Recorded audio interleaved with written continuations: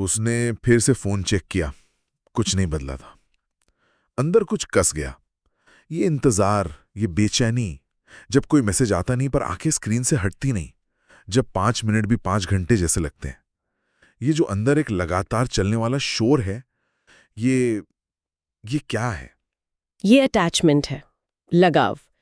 पर ये वो लगाव नहीं है जिसे हम आमतौर पर प्यार या परवाह समझते हैं। अच्छा। हाँ, ये असल में डर है।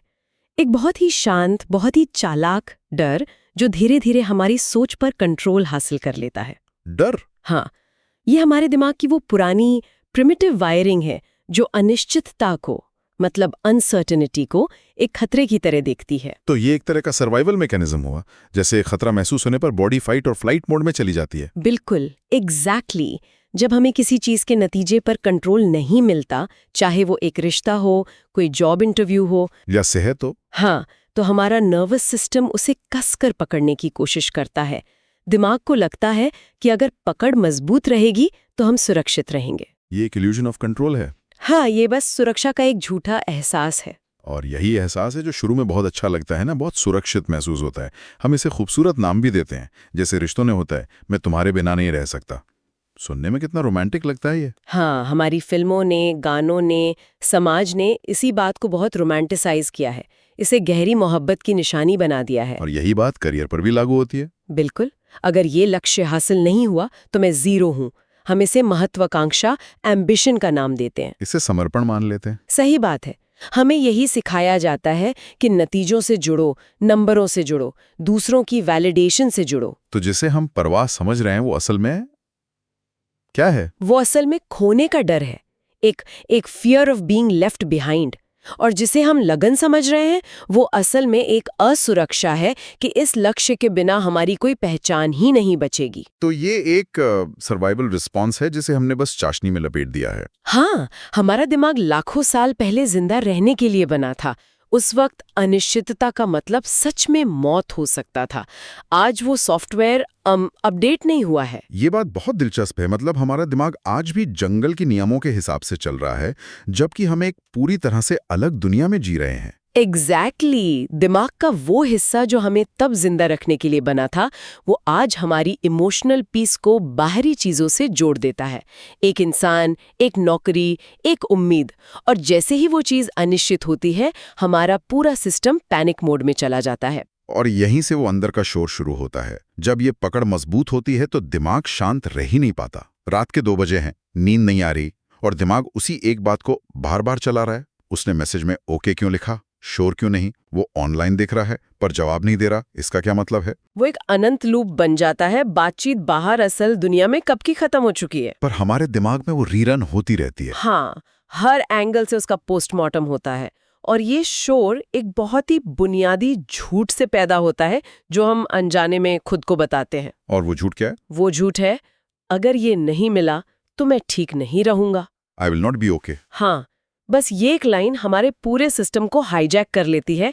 ये वो कोर बिलीफ है जो हर तरह के अटैचमेंट को फ्यूल देती है, उसे जिंदा रखती है। अगर ये रिश्ता नहीं चला तो मेरी जिंदगी का कोई मतलब नहीं रहेगा। अगर ये नौकरी नहीं मिली तो मैं एक फेलियर हूँ। तो हमने अपने ठीक होने की कंडीशन ही किसी बाहरी चीज पर लगा दी है। हमारी सेंस ऑफ ओकेनेस, हमारा सुकून अब हमारा नहीं रहा। बिल्कुल, वो किसी और के जवाब पर या किसी कंपनी के ऑफर लेटर पर निर्भर करता है। और जैसे ही वो नतीजा अनिश्चित होता है, दिमाग तुरंत वर्स्ट केस सिनेरियोज बनाने लगता है। उसे लगता है कि वो हमें आने वाले खतरे के लिए तैयार कर रहा है, पर असल में वो हमें उस डर के दलदल में और गहरा धकेल रहा होता है। और ये अंदर की घबराहट सिर्फ अंदर नहीं रहती, ये फिर हमारे व्यवहार में, हमारे एक्शंस में झलकती है। बिल्कुल, वो लीक होने लगती है।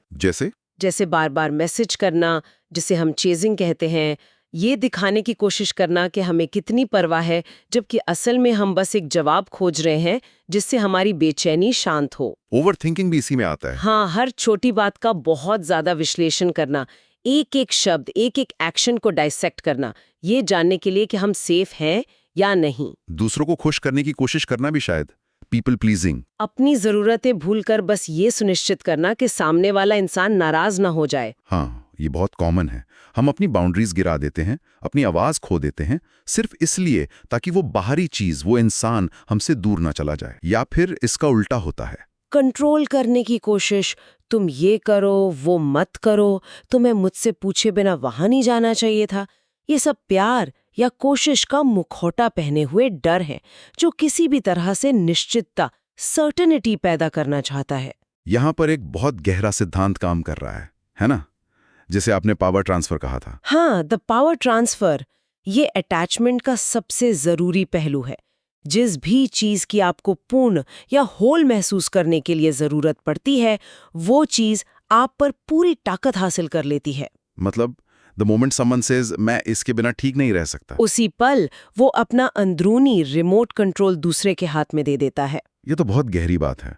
अपना अंदरूनी रिमोट कंट्रोल दूसरे के हाथ में दे देना, मतलब हमारी खुशी, हमारा दुख, हमारा सुकून, सब कुछ अब कोई और कंट्रोल कर रहा है। और यहीं पर चाहत और जरूरत का फर्क समझना बहुत जरूरी है। प्रेफरेंस और नीड का फर्क। अच्छा। चाहत में ताकत हमारे पास रहती है। मैं चाहता हूं कि ये रिश्ता चले, या मैं चाहता हूं कि मुझे ये जॉब मिले। इसमें खुलापन है कि अगर ना भी मिले तो मैं टूट नहीं जाऊंगा। हाँ, मैं अधूरा नहीं हो जाऊंगा, मैं तब भी मैं रहूंगा। लेकिन जरूरत में ताकत चली जाती है।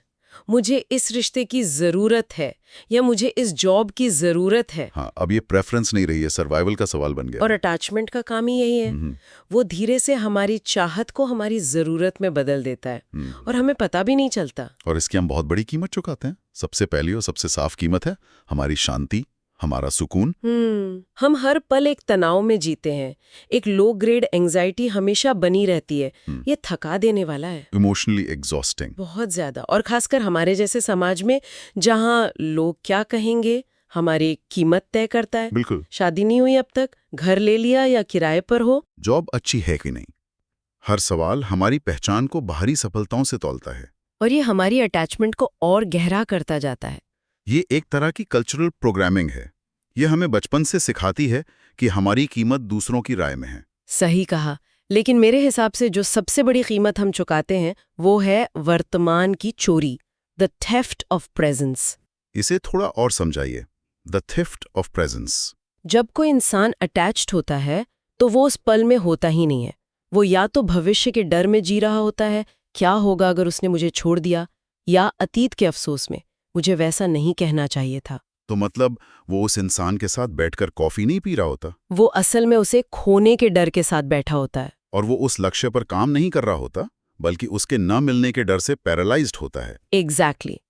अटैचमेंट प्यार को डर में बदल देता है, इच्छा को जरूरत में, और एक खूबसूरत जुड़ाव को कंट्रोल की कोशिश में बदल देता है। जैसे मुट्ठी में रेत पकड़ना। हाँ, आप जितना कस के पकड़ोगे वो उतनी ही तेजी से उंगलियों के बीच से फिसलेगी।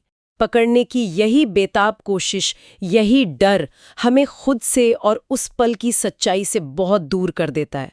ये सब सुनना मुझे लगता है कई लोगों के लिए शायद असहज कर रहा हो, शायद कुछ चुभ रहा हो, क्योंकि ये बातें रोज महसूस करते हैं पर शायद इस तरह से दिखते नहीं है। और अगर ऐसा महसूस हो रहा है तो ये ठीक है, ये एक अच्छा संकेत है। अच्छा? हाँ, क्योंकि ये पहचान, ये एहसास ही उस पिंजरे में पड़ी पहली दरार है।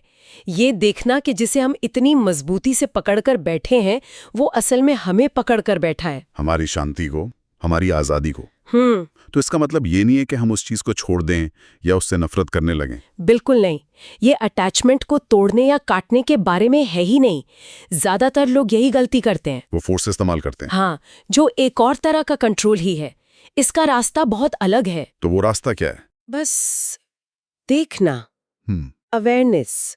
जब आप उस पकड़ को, उस अंदरूनी शोर को, उस डर को बिना किसी जजमेंट के, बिना उसे बदलने की कोशिश किए, बस एक साक्षी की तरह देखना शुरू करते हैं, तो उसकी पकड़ अपने आप ढीली पड़ने लगती है। मतलब उससे लड़ने की जगह उसे समझना, उसे बस नोटिस करना, क्योंकि जिस चीज से हम पूरी ताकत से चिपक जाते हैं वही हमें तोड़ना शुरू कर देती है। इसलिए नहीं कि वो चीज बुरी है या वो इंसान गलत है, बल्कि इसलिए कि चिपकना, अटैचमेंट अपने आप में एक हिंसा है, खुद के खिलाफ। हाँ, हम अपनी शांति को, अपनी स्थिरता को एक बाहरी अनिश्चित चीज के दांव पर लगा देते हैं, और ये एक ऐसा दांव है जिसमें लंबा सुकून कभी नहीं मिल सकता। तो अगर अटैचमेंट एक जाल है तो इससे बाहर निकलने का रास्ता क्या है? डिटैचमेंट। कभी कभी कुछ ना करने में जो सुकून है वो शायद ही किसी चीज को हासिल करने में हो।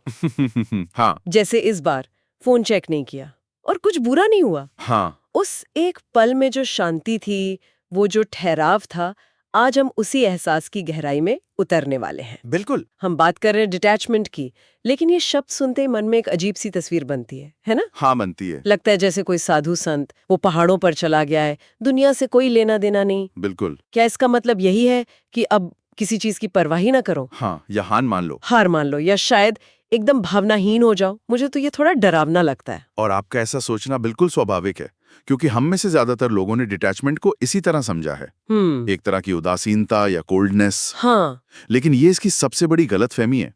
हम्म। डिटैचमेंट का मतलब कोशिश छोड़ना या परवाह करना बंद कर देना नहीं है, अच्छा, बल्कि ये परवाह करने का एक ज्यादा शक्तिशाली और शांत तरीका है। ज्यादा शक्तिशाली? ये तो बिल्कुल उल्टा लग रहा है।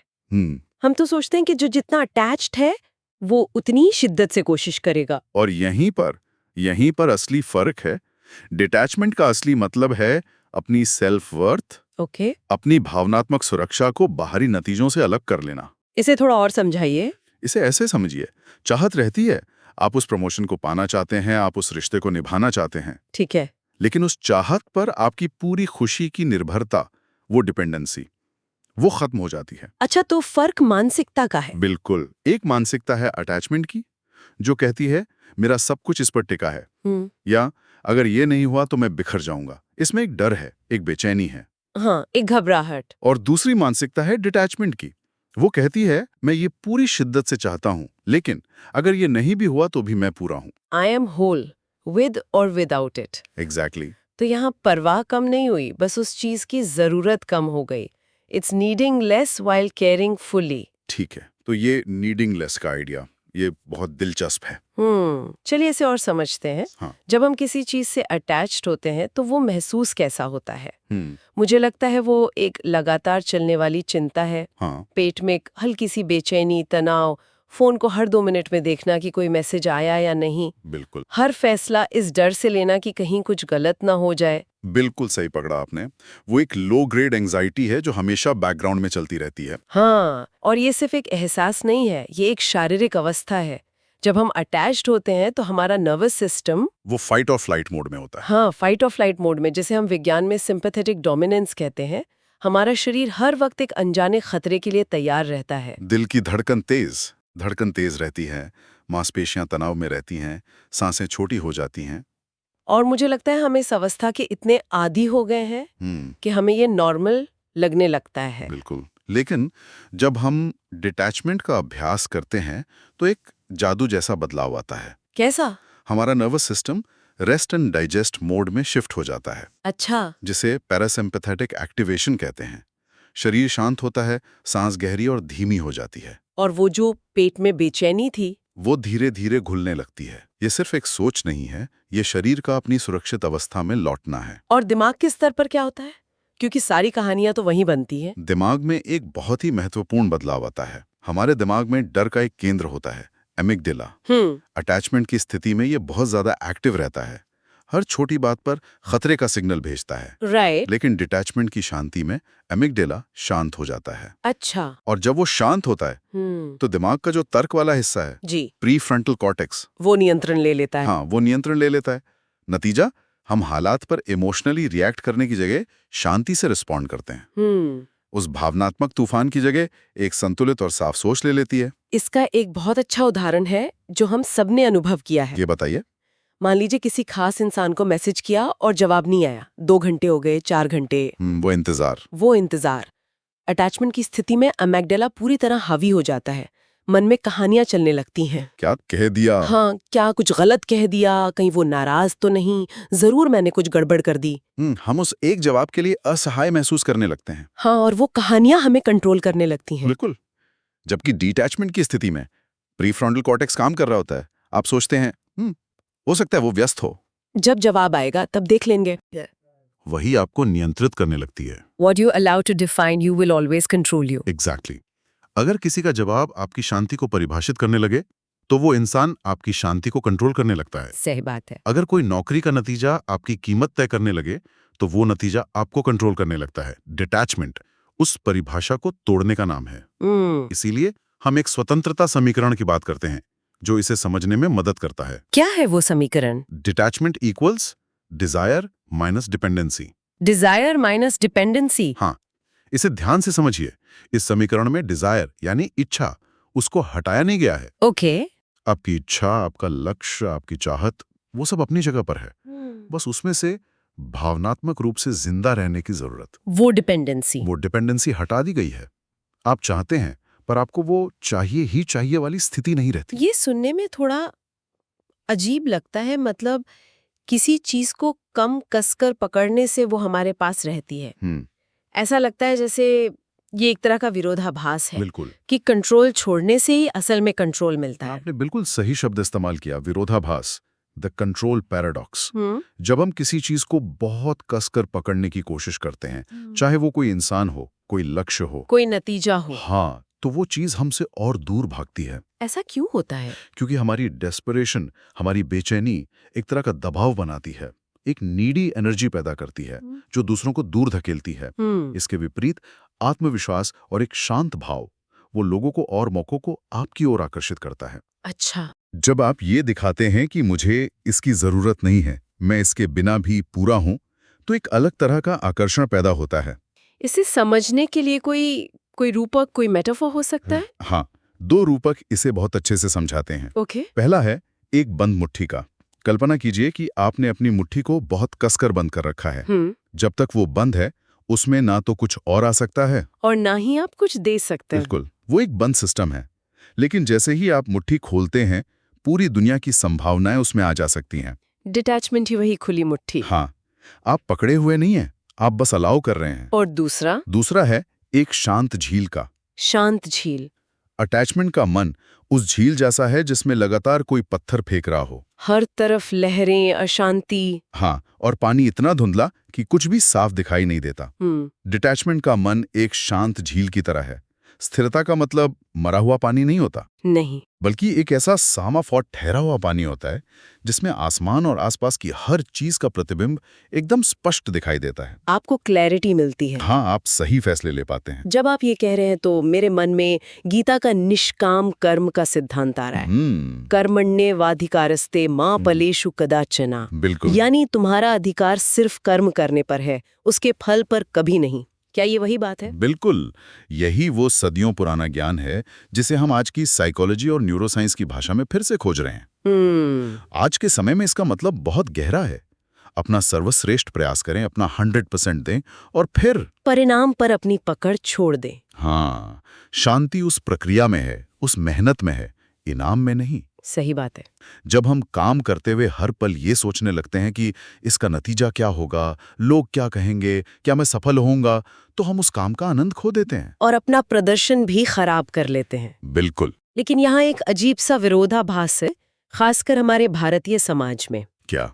हम कहते तो हैं फल की चिंता मत करो, कर्म करो, लेकिन असल में हम बचपन से ही नतीजों से अपनी और दूसरों की पूरी कीमत आंकते हैं। हाँ, ये तो है। परीक्षा में कितने नंबर आए, कौन सा कॉलेज मिला, कौन सी नौकरी मिली, कितनी तनख्वाह है। बिल्कुल, ये गैप क्यों है? ये एक बहुत ही महत्वपूर्ण सवाल है। ये गैप इसलिए है क्योंकि हमने कभी पर्याप्त हासिल करने से पहले पर्याप्त होने का अभ्यास ही नहीं किया। अचीविंग इनफ से पहले बीइंग इनफ। हाँ, हमारी पूरी परवरिश इस सोच पर आधारित है कि हमारी कीमत बाहरी उपलब्धियों से तय होगी। हम हमेशा अगले पड़ाव के पीछे भागते रहते हैं। ये मिल जाएगा तो मैं खुश हो जाऊंगी, वो हासिल हो जाएगा तो मैं सेटल हो जाऊंगा। डिटैचमेंट हमें सिखाता है कि हम पहले से ही पर्याप्त हैं, यहीं इसी पल में। उपलब्धियां उस पर जुड़ने वाला एक बोनस है, हमारी कीमत का सर्टिफिकेट नहीं। और ये फर्क ये रिश्तों में तो और भी ज्यादा साफ दिखाई देता होगा। हाँ, बहुत ज्यादा। अटैचमेंट वहां कैसे असर डालता है?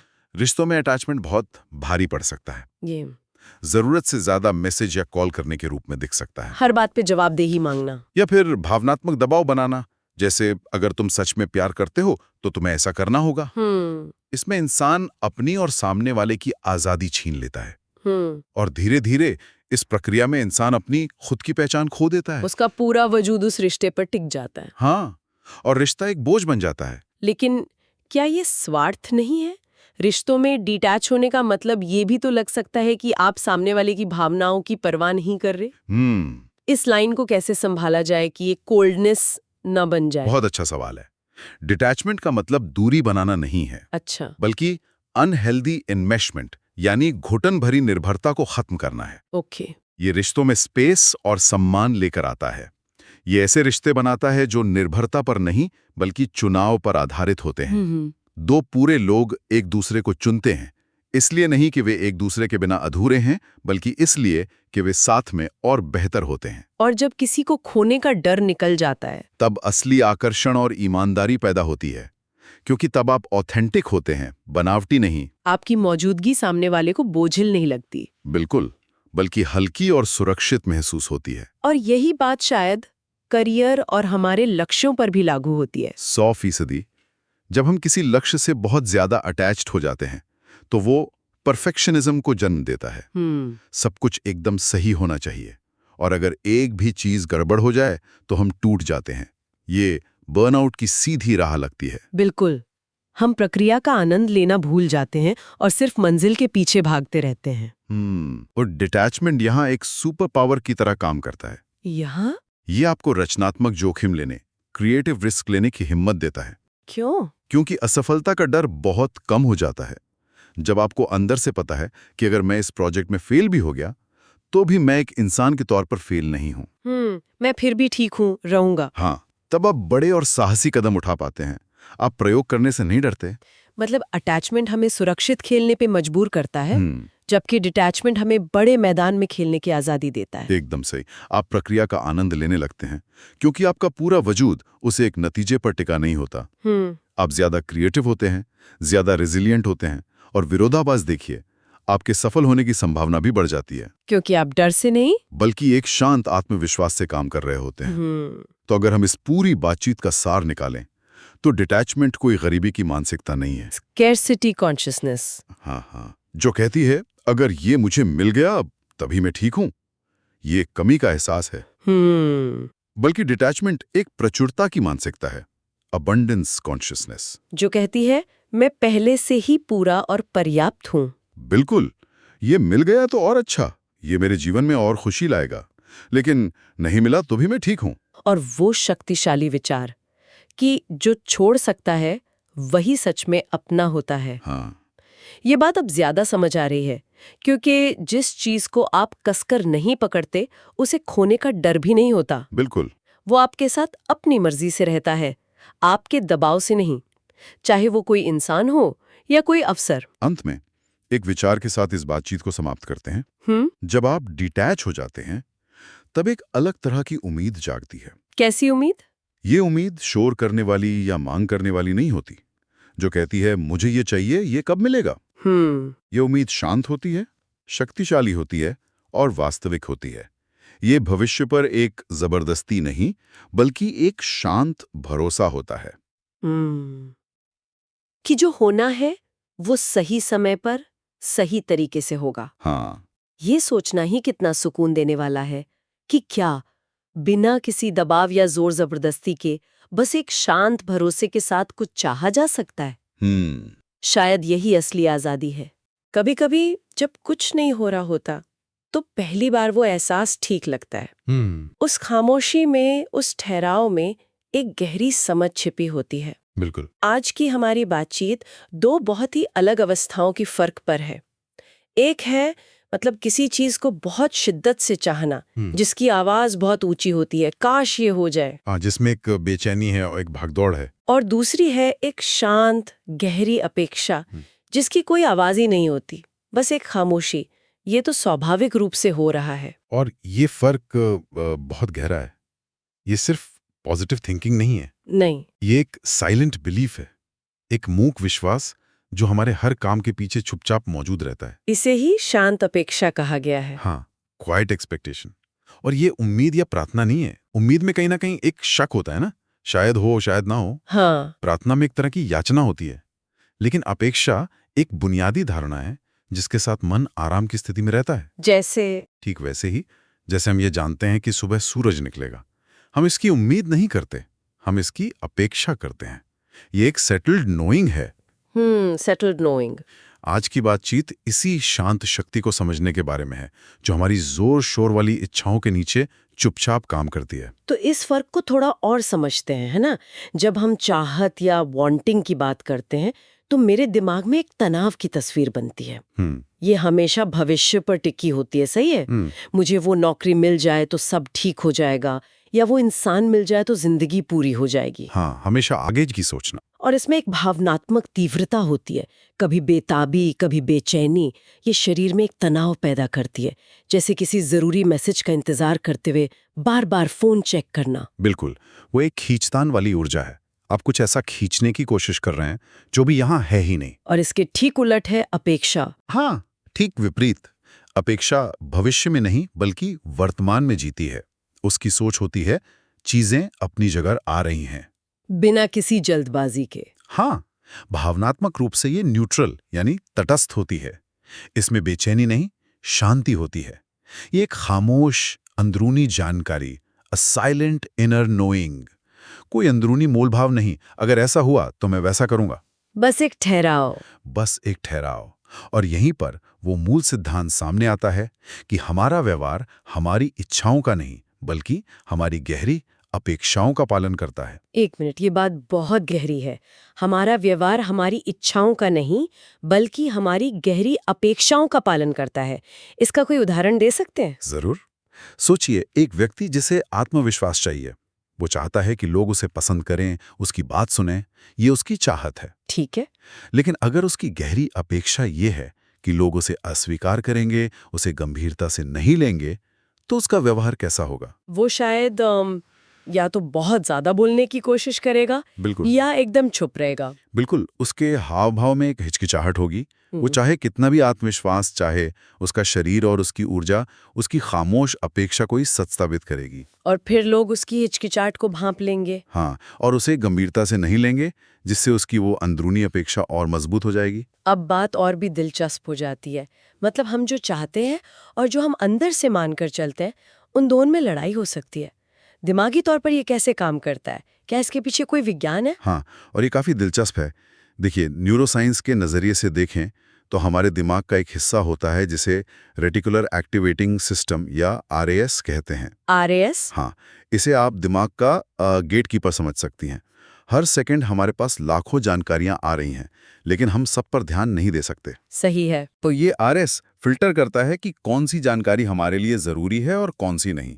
और ये फिल्टर किस आधार पर काम करता है? हमारी अपेक्षाओं के आधार पर। अच्छा, तो ये वही बात हुई कि जब कोई नई गाड़ी खरीदने की सोचता है तो उसे अचानक हर जगह वही गाड़ी दिखने लगती है। एकदम सही पकड़ा। गाड़ियां तो पहले भी थीं, पर दिमाग का फिल्टर अब बदल गया है। एग्जैक्टली।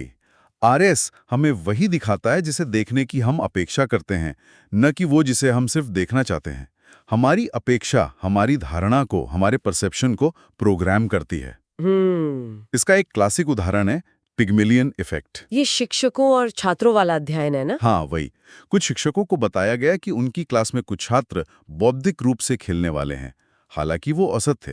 साल के अंत तक उन छात्रों ने सच में बेहतर प्रदर्शन किया। क्यों? इसलिए नहीं कि छात्र अचानक होशियार हो गए, बल्कि इसलिए हुआ क्योंकि शिक्षकों की अपेक्षा ने अनजाने में उनके व्यवहार को बदल दिया। अच्छा। वो उन छात्रों पर ज्यादा ध्यान देने लगे, उनसे कठिन सवाल पूछने लगे, उन्हें ज्यादा समय देने लगे।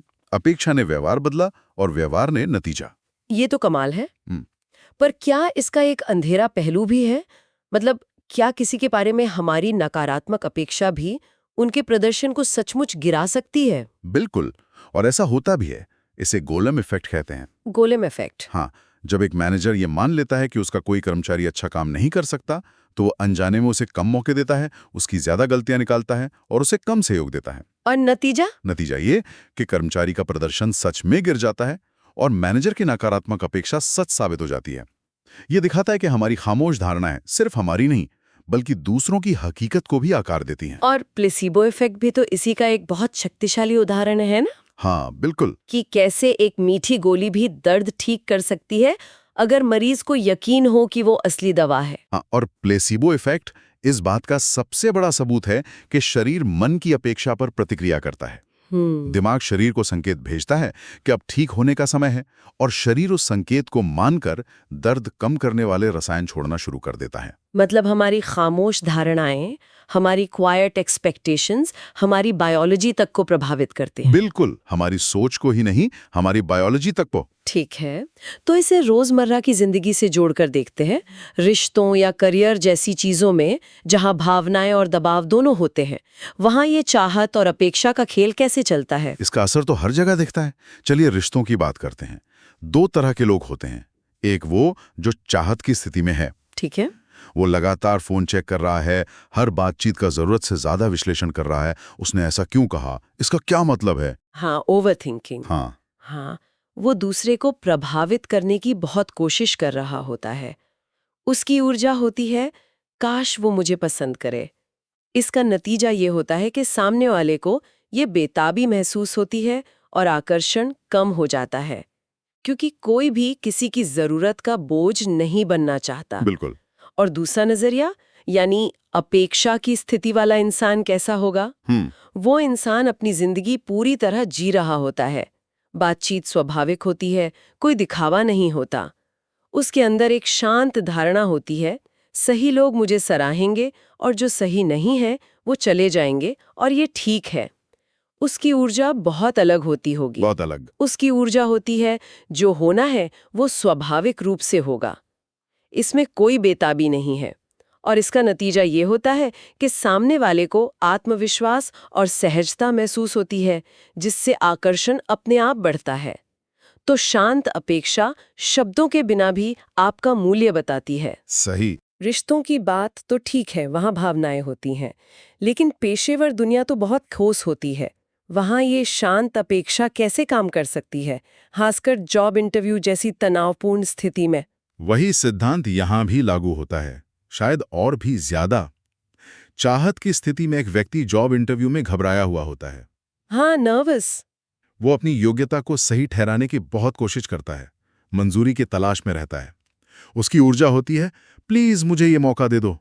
और इंटरव्यू लेने वालों को आपके आत्मविश्वास में कमी महसूस होती है। बिल्कुल, उन्हें लगता है कि आप खुद अपनी कीमत नहीं जानते। लेकिन क्या इसमें खतरा नहीं है? कहीं ये अपेक्षा अहंकार या ओवर कॉन्फिडेंस ना लगने लगे? इंटरव्यू लेने वाला सोच सकता है कि इसे तो नौकरी की जरूरत ही नहीं है। ये बहुत अच्छा सवाल है, और यहीं पर फर्क समझना जरूरी है। अहंकार जोर शोर से अपनी कीमत बताता है, मैं बेस्ट हूं। उसे वैलिडेशन चाहिए। हाँ, जबकि शांत अपेक्षा को कुछ बताने की जरूरत नहीं होती। अपेक्षा की स्थिति में व्यक्ति शांति से अपनी कीमत प्रस्तुत करता है, बातचीत स्पष्ट होती है बिना किसी बेताबी के। उसकी ऊर्जा कैसी होगी? उसकी ऊर्जा होती है, ये मेरा हुनर है और ये इस कंपनी के लिए मूल्यवान है। अगर ये सही मेल है तो बात बनेगी। तो अहंकार दूसरों से बेहतर होने पर टिका होता है और शांत अपेक्षा खुद की कीमत जानने पर। एकदम सही। और फैसला लेने वालों को आपकी ये निश्चितता महसूस होती है और वे आप पर विश्वास करते हैं। पेशेवर दुनिया में इसी को एग्जीक्यूटिव प्रेजेंस कहते हैं। Executive presence? हाँ, लीडर्स अधिकार मांगते नहीं है, वे इसकी अपेक्षा करते हैं, वैसा व्यवहार करते हैं और दूसरे स्वाभाविक रूप से उनका अनुसरण करते हैं। ये दिलचस्प है कि कैसे एक आधुनिक मनोवैज्ञानिक अवधारणा सदियों पुरानी बुद्धिमत्ता से जुड़ती है। क्या हमारे दर्शन में भी ऐसी कोई अवधारणा है? हाँ, बिल्कुल है। भारतीय दर्शन में श्रद्धा की अवधारणा है, जिसे अक्सर गलत समझा जाता है। सही है, श्रद्धा को लोग अक्सर अंधविश्वास समझ लेते हैं। हाँ, पर श्रद्धा का मतलब उम्मीद या अंधविश्वास नहीं है। ये एक ठहरा हुआ आंतरिक ज्ञान है, अ सेटल्ड इनर नोइंग। ये शायद ऐसा होगा वाली भावना नहीं है। नहीं, ये चीजों की प्रकृति ही ऐसी है वाली भावना है। जैसे किसान को श्रद्धा होती है कि बीज बोने और पानी देने के बाद पौधा उगेगा ही। उसे रोज रोज प्रमाण की जरूरत नहीं होती। बिल्कुल, ये शांत अपेक्षा का ही दार्शनिक रूप है। भगवद गीता का जो संदर्भ है, कर्मण्यवाधिकारस्ते मा फलेषु कदाचन, क्या वो भी इससे जुड़ता है? कई लोग इसका मतलब समझते हैं कि फल की इच्छा ही मत करो। ये उससे गहराई से जुड़ा है, लेकिन इसका अर्थ अक्सर अधूरा समझा जाता है। इसका मतलब ये नहीं कि नतीजों की अपेक्षा न करें या लक्ष्यहीन हो जाएं। तो फिर इसका सही मतलब क्या है? इसका मतलब है कर्म एक गहरी अपेक्षा से करो कि उसका उचित फल मिलेगा, पर किसी खास फल को पाने की बेचैनी या चाहत से खुद को मत जोड़ो। अच्छा, अपेक्षा ये है कि मेरे कर्म का उचित फल मिलेगा, न कि ये कि मुझे सिर्फ यही फल चाहिए, इसी तरह चाहिए और इसी समय चाहिए। ये चाहत से अपेक्षा की ओर एक बहुत बड़ा बदलाव है। ये आपको बेचैनी से निकालकर स्थिरता में ले आता है। हाँ, और हमारी संस्कृति में अंदर से मानना की जो बात होती है वो भी शायद यही है। बिल्कुल। भारतीय संस्कृति में अंदर से मानना एक गहरी अवधारणा है, जैसे दादी नानी की वो शांत निश्चितता कि सब ठीक हो जाएगा। हाँ, वो कोई मंत्र नहीं जप रही होती, बस उनके अंदर एक ठहरा हुआ विश्वास होता है। सही कहा। या एक कारीगर का वो मौन आत्मविश्वास कि उसका काम उत्कृष्ट है, उसे किसी की तारीफ की जरूरत नहीं। ये पश्चिमी मैनिफेस्टेशन की ऊंची आवाज वाली पुष्टि से बहुत अलग है। हाँ, वो जो मैं अमीर हूं वाली बात है, वो एक तरह की चाहत है जिसे बार बार दोहराकर सच बनाने की कोशिश हो रही है, जबकि अंदर से मानना जीने की कला है, बिना किसी घोषणा के। तो क्या हम कह सकते हैं कि चाहत खिंचने की कोशिश करती है और अपेक्षा आने देती है? बहुत अच्छा रूपक है। इसे खींचने और आने देने का सिद्धांत या पुल वर्सेस अलाउड डायनामिक कह सकते हैं। चाहत वास्तविकता को अपनी ओर जबरदस्ती खींचने की कोशिश करती है, जिससे प्रतिरोध और तनाव पैदा होता है, जबकि अपेक्षा वास्तविकता को स्वाभाविक रूप से आने देने के लिए जगह बनाती है। जैसे मुट्ठी में रेत को कसकर पकड़ना चाहत है, जिसमें रेत उंगलियों के बीच से फिसल जाती है। और हथेली को खुला रखना अपेक्षा है, जहां रेत आराम से टिकी रहती है। तो अगर इस पूरी बातचीत का सार निकाले तो क्या होगा, हम किस नतीजे पे पहुंचते हैं? सार यह है कि असली शक्ति ज्यादा तीव्रता से चाहने में नहीं, बल्कि ज्यादा खामोशी से अपेक्षा करने में है। असलियत हमारी इच्छाओं के शोर को नहीं, बल्कि हमारी धारणाओं की फुसफुसाहट को सुनती है। हाँ, और सबसे गहरी बात यह है, जो हम चुपचाप मान लेते हैं वही हमारा सच बन जाता है। हमारी खामोश धारणाएं हमारी हकीकत की पटकथा लिखती हैं। ये बहुत शक्तिशाली विचार है। ये सिर्फ चाहने या कोशिश करने से कहीं आगे की बात है। इसका मतलब है कि हमें अपनी इच्छाओं पर नहीं, बल्कि अपनी गहरी मान्यताओं पर काम करना होगा। हाँ, और ये समझना जरूरी है कि ये अपेक्षाएं एक लूप बनाती हैं। एक लूप। हाँ, एक खामोश अपेक्षा होती है, वो हमारे व्यवहार को आकार देती है। उस व्यवहार से हमें बाहरी दुनिया से एक प्रतिक्रिया मिलती है। वो प्रतिक्रिया हमारी मूल अपेक्षा की पुष्टि करती है और इससे वो अपेक्षा और मजबूत हो जाती है। ये एक चक्र है। हाँ, एक चक्र जो या तो हमें ऊपर उठा सकता है या नीचे खींच सकता है। इसलिए ये जानना बहुत जरूरी है कि हमारे अंदर कौन सा चक्र चल रहा है। तो सुनने वालों के मन में एक विचार छोड़ने के लिए आप क्या कहेंगे? आज रात जब आप आराम करें तो बस एक पल के लिए ध्यान दें। आप आने वाले कल के बारे में चुपचाप क्या मानकर चल रहे हैं? उम्मीद या कामना नहीं। आप क्या अपेक्षा करते हैं? क्या आप ये अपेक्षा करते हैं कि चीजें मुश्किल होंगी या ये कि रास्ते खुलेंगे? क्या आप अस्वीकृति की अपेक्षा करते हैं या स्वागत की? क्योंकि वही खामोश धारणा, वो अदृश्य मान्यता जो आपके मन के पीछे चल रही है, वही सब कुछ आकार दे रही है। और जब ये अपेक्षा शांत हो जाती है तो एक खास तरह की ऊर्जा पैदा होती है। वो ऊर्जा क्या है और कैसे काम करती है, शायद अगली बार इस पर बात हो। वो कमरे में आया किसी का ध्यान खींचने की कोशिश किए बिना, और फिर भी सबने उसे नोटिस किया। हम सब ने ये महसूस किया है ना, कुछ लोगों के आसपास एक अजीब सा खिंचाव होता है, एक ठहराव सा। हम उसे एनर्जी कह देते हैं या वाइब कह देते हैं, पर ये शब्द मतलब उस एहसास को पूरी तरह पकड़ नहीं पाते। ये कोई जादू तो है नहीं, ये कुछ असली है जो शब्दों से, तर्कों से बहुत पहले महसूस हो जाता है। तो सवाल ये है कि ये अदृश्य शक्ति, ये मौजूदगी आखिर है क्या? और आज हम इसी गुत्थी को सुलझाने वाले हैं। जिसे हम एनर्जी कहते हैं, वो असल में हमारे नर्वस सिस्टम की स्थिति का ही एक बाहरी प्रतिबिंब है। अच्छा, ये इमोशनल रेगुलेशन है जो दूसरों को दिखाई देता है, महसूस होता है। आज की हमारी बातचीत इसी पर है कि कैसे अंदर का ठहराव या स्थिरता बिना किसी कोशिश के आकर्षण का केंद्र बन जाती है। तो ये किसी को अपनी तरफ खींचने के बारे में नहीं है? नहीं, बिल्कुल नहीं। ये इतना शांत हो जाने के बारे में है कि लोग खुद आपकी तरफ खींचे चले आते हैं। ये तो दिलचस्प है।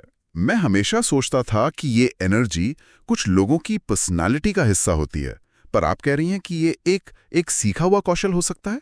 हाँ, जो हमारे नर्वस सिस्टम से जुड़ा है। तो फिर ये अदृश्य संकेत हम भेजते कैसे हैं? जब हम किसी की वाइब को महसूस करते हैं तो हम असल में क्या पढ़ रहे होते हैं? हम असल में उनके शरीर की अनकही भाषा पढ़ रहे होते हैं, और वो उनके दिमाग से भी ज्यादा तेजी से सच बताती है। सबसे पहले आते हैं माइक्रो एक्सप्रेशंस, मतलब सूक्ष्म भाव। अच्छा, ये चेहरे पर 1 सेकेंड के 25वें हिस्से के लिए आते हैं और हमारे असली इमोशंस को लीक कर देते हैं, भले ही हम उन्हें कितना भी छिपाने की कोशिश कर रहे हों। मतलब कोई आत्मविश्वास से मुस्कुरा रहा है, लेकिन उसकी भौहें एक पल के लिए डर या चिंता दिखा जाती हैं, बिल्कुल। और हमारा दिमाग उसे पकड़ लेता है, भले ही हम कॉन्शियसली नोटिस न भी करें। हमारा सबकॉन्शियस माइंड इन संकेतों को पकड़ने में माहिर है। उसे पता चल जाता है कि कही हुई बात और महसूस की हुई बात में फर्क है। फिर आती है वोकल प्रोसिडी, यानी आवाज का उतार चढ़ाव, आवाज का संगीत। हाँ, सोचिए एक ऊंची पिच वाली, जल्दबाजी में बोली गई आवाज। उसमें एक बेचैनी है, एक अर्जेंसी है। हाँ, लगती है। और दूसरी तरफ एक गहरी शांत सीने से आती हुई आवाज, वो आवाज जो भाग नहीं रही, जो अपनी जगह पर ठहरी हुई है। सही। पहली आवाज जरूरत का संकेत देती है, दूसरी स्थिरता का। अच्छा, तो आवाज और चेहरे के छोटे छोटे भाव तो हो गए, पर कई बार तो कोई कुछ बोले बिना सिर्फ कमरे में खड़े होकर भी अपनी मौजूदगी दर्ज करा देता है। इसमें उनके खड़े होने के तरीके का, पोस्चर का कितना बड़ा रोल है? बहुत बड़ा।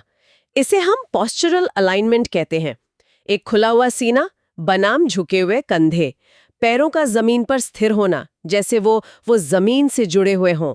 ग्राउंडेड। हाँ, ग्राउंडेड। हमारा शरीर लगातार सुरक्षा या खतरे का सिग्नल भेज रहा होता है, और ये सब मिलके एक बहुत शक्तिशाली संदेश देते हैं। इन सभी संकेतों को हम स्टीवन पोर्जेस की पॉलीवेगल थ्योरी से जोड़ सकते हैं। ये सुनने में थोड़ा जटिल लगता है, पर इसका सार बहुत सरल है। एक मिनट, पॉलीवेगल थ्योरी, ये सुनने में थोड़ा टेक्निकल लग रहा है। क्या हम इसे आसान भाषा में समझ सकते हैं? ये सोशल एंगेजमेंट सिस्टम क्या चीज है? जरूर। इसे ऐसे समझिए, हमारे शरीर में एक तरह का सेफ्टी डिटेक्टर है जिसे वेगस नर्व कंट्रोल करती है। ठीक है।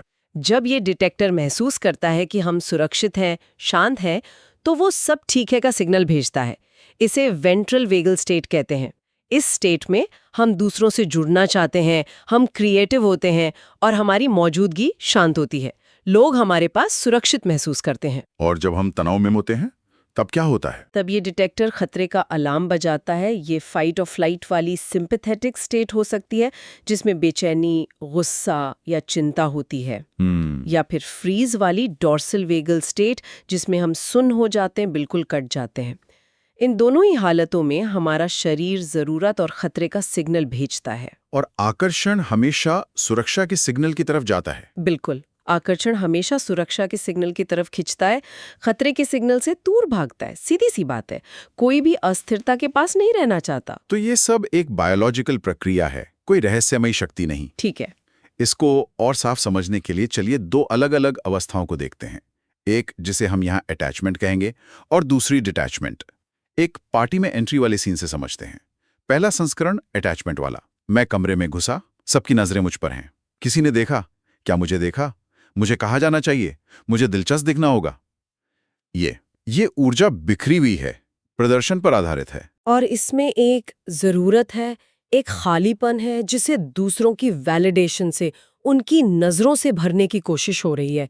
ये ऊर्जा बाहर की तरफ भाग रही है, दूसरों से कुछ मांग रही है। हाँ, बिल्कुल। और अब दूसरा संस्करण, डिटैचमेंट वाला। मैं कमरे में घुसा, एक पल दरवाजे पर ही रुका, एक गहरी सांस ली, महसूस किया यहाँ का माहौल कैसा है, कौन कहाँ है, फिर स्वाभाविक रूप से बिना किसी जल्दबाजी के आगे बढ़ा।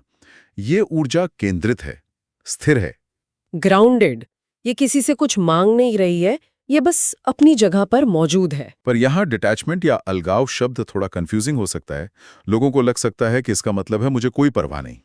पर आप जो कह रही हैं वो शायद ये है कि ये दूसरों के रिएक्शन पर निर्भर ना होने के बारे में है। सही? आपने बिल्कुल सही पकड़ा। व्हाट्स फैसिनेटिंग हियर इज कि ये डिटैचमेंट उदासीनता नहीं है, ये सिक्योर डिटैचमेंट है। Secure detachment. हाँ। इसका मतलब ये नहीं कि आपको परवाह नहीं है, इसका मतलब है कि आपका आत्ममूल्य दूसरों की प्रतिक्रिया पर टिका नहीं है।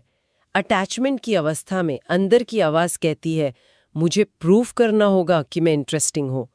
क्या वो मुझे पसंद कर रहे हैं? शारीरिक एहसास होता है, सीने में जकड़न, उथली सांसें, दिल की धड़कन तेज होना। इसका भावनात्मक चक्र है चिंता, फिर प्रदर्शन, फिर थकान और अंत में अस्वीकृति का डर। सुनकर ही थकान हो गई। ये चिंता, प्रदर्शन, थकान वाला चक्र तो बहुत बहुत जाना पहचाना लग रहा है। मुझे लगता है हम सब कभी ना कभी इस ट्रैप में फंसे हैं। हम सब फंसे हैं। वहीं सिक्योर्ड डिटैचमेंट की अवस्था में अंदर की आवाज कहती है, मैं यही हूं, यहां से जो होना है वो नेचुरली अनफोल्ड होगा। अच्छा। शारीरिक एहसास है खुला हुआ सीना, गहरी और पूरी सांसें, शरीर में एक तरह का ठहराव, और इसका भावनात्मक चक्र है स्थिरता, फिर उपस्थिति यानी प्रेजेंस, फिर सहजता, और उसका नतीजा है आकर्षण। हाँ, आप कुछ करने की कोशिश नहीं कर रहे हैं, आप बस होने दे रहे हैं। ये जो बहुत ज्यादा कोशिश करने का एहसास है, ये इस पूरी यात्रा का शुरुआती बिंदु है। ये प्रदर्शन करने की कोशिश और उसके बाद होने वाली थकान, ये असल में एक यात्रा के पहले दो पड़ाव हैं, प्रयास और फिर थकान। बिल्कुल। आप हर बातचीत में, हर मुलाकात में अपना बेस्ट देने की कोशिश करते हैं और फिर एक दिन आप पूरी तरह से थक जाते हैं। हाँ। और इसी थकान के बाद इस यात्रा का सबसे महत्वपूर्ण मोड़ आता है, ठहराव, स्टिलनेस। ये एक तरह से सरेंडर का पल है, जब व्यक्ति कोशिश करना छोड़ देता है, जब अंदर से आवाज आती है, अब और नहीं, मैं बस हूं। ये वो पल है जब आप किसी को इम्प्रेस करने का बोझ उतार देते हैं। हाँ, मुझे याद है एक बार मैं एक बड़ी प्रेजेंटेशन के लिए बहुत ज्यादा तैयारी कर रही थी, हर लाइन रट रही थी और मैं बुरी तरह थक गई। प्रेजेंटेशन से एक रात पहले मैंने सब छोड़ दिया और सोचा जो होगा देखा जाएगा। अगले दिन मैं बस वहां थी और वो मेरी अब तक की सबसे अच्छी प्रेजेंटेशन थी। वही ठहराव का पल था। और उस ठहराव के बाद एक बहुत ही सूक्ष्म बदलाव या शिफ्ट आता है ना। जब आप कोशिश करना बंद कर देते हैं तो आसपास की ऊर्जा बदलने लगती है। लोग आपके प्रति अलग तरह से प्रतिक्रिया देना शुरू कर देते हैं। हाँ, बातचीत गहरी होने लगती है। साइलेंस ऑकवर्ड नहीं, कंफर्टेबल लगने लगता है। ऐसा लगता है जैसे आपने किसी अदृश्य दीवार को गिरा दिया हो। सही। और यही बदलाव हमें अंतिम चरण तक ले जाता है, आकर्षण, अट्रैक्शन, जो आप पीछा करने वाली चीज नहीं रही, बल्कि आपकी आंतरिक शांति और रेगुलेटेड नर्वस सिस्टम का एक स्वाभाविक परिणाम है। जब मैं रुका तब सब आगे बढ़ा। बिल्कुल। जैसे एक शांत झील में सब कुछ साफ दिखाई देता है, वैसे ही एक शांत इंसान की मौजूदगी में दूसरों को भी स्पष्टता मिलती है। इस पूरी यात्रा को हम बिना जवाब वाले टेक्स्ट मैसेज के उदाहरण से और अच्छे से समझ सकते हैं। अटैचमेंट वाला मन तुरंत दौड़ने लगता है। 4 घंटे हो गए, कोई जवाब नहीं आया। क्या वो नाराज हैं? क्या मेरा मैसेज बोरिंग था? कहीं कुछ गलत तो नहीं कह दिया? क्या मुझे एक और मैसेज करना चाहिए, या शायद एक फनी मीम भेज दूं? हाँ, एग्जैक्टली। सारी ऊर्जा चिंता और अनुमान लगाने में बर्बाद हो जाती है। ये ऊर्जा जरूरत और बेचैनी की है। बिल्कुल। और दूसरा इंसान इस ऊर्जा को महसूस करता है, भले ही वो आपसे मीलों दूर हो। उन्हें एक दबाव महसूस होता है। जबकि डिटैचमेंट वाली अवस्था में व्यक्ति मैसेज भेजता है और अपने काम में लग जाता है। मन में ये शांति होती है कि जवाब आएगा जब आएगा। मेरी दुनिया इस एक जवाब पर नहीं टिकी है। ऊर्जा बची रहती है। हाँ, बर्बाद नहीं होती। और जब जवाब आता है, सॉरी, बिजी डे, तो आपकी शांति उन्हें और आकर्षित करती है, क्योंकि उन पर कोई दबाव नहीं होता। आपकी स्थिरता उन्हें सुरक्षित महसूस कराती है। ये मुझे एक बहुत गहरे विचार की ओर ले जाता है। समझाने से ज्यादा जरूरी है होना। Presence over persuasion. इसके लिए एक रूपक है। पहाड़ नदी को अपना रास्ता बदलने के लिए मनाता नहीं है, उसकी मौजूदगी ही पानी का रास्ता तय कर देती है। आप बहस नहीं करते, आप साबित नहीं करते, आप बस होते हैं। If you connect this to the bigger picture, तो इस विचार की जड़ें बहुत गहरी हैं, हजारों साल पुरानी है। भारतीय दर्शन में स्थिरता का सिद्धांत है। गीता में स्थित प्रज्ञा का जिक्र है। वो व्यक्ति जो ज्ञान में स्थिर है, जो सुख, दुख, सफलता, असफलता से प्रभावित नहीं होता। एक स्थिर मन की अवधारणा। हाँ, ये हमारी संस्कृति का केंद्र रही है। तो ये कोई नई पश्चिमी साइकोलॉजी की खोज नहीं है, बल्कि एक पुराना ज्ञान है जिसे हम आज नई भाषा में समझ रहे हैं। मतलब असली आकर्षण किसी को अपनी तरफ खींचने की कोशिश में नहीं, बल्कि इतना स्थिर हो जाने में है कि दुनिया आपके चारों ओर खुद ब खुद व्यवस्थित हो जाए। बिल्कुल। और सिर्फ भारत में ही नहीं, ताओवाद में वू वे का सिद्धांत है। वू वे, जिसका मतलब है बिना जोर जबरदस्ती के काम करना, या एफर्टलेस एक्शन। जैसे एक पेड़ जमीन में अपनी जड़ें जमाकर स्वाभाविक रूप से ऊपर बढ़ता है। वो लड़ता नहीं है, बस होता है, अपनी जड़ों से जुड़ा रहता है। हाँ, हवा के साथ झुकता है लेकिन अपनी जड़ों से जुड़ा रहता है। इस खंड का सार यही है, जो स्थिर है वही आकर्षित करता है। Stability is what attracts. तो अगर हम आज की बातचीत को समेटें, हाँ। तो इसका निचोड़ ये है कि जिसे हम एनर्जी कहते हैं, उसे नकली नहीं बनाया जा सकता। उसे केवल रेगुलेट किया जा सकता है। आप आत्मविश्वासी होने का नाटक कर सकते हैं, पर आपकी उथली सांसें, आपकी तेज आवाज वो सच बोल देंगी। आपका नर्वस सिस्टम कभी झूठ नहीं बोलता। सही। और मैं फिर से ये कहना चाहूंगी, डिटैचमेंट का मतलब परवाह न करना नहीं है। इसका मतलब है अपने सिग्नल को साफ करना।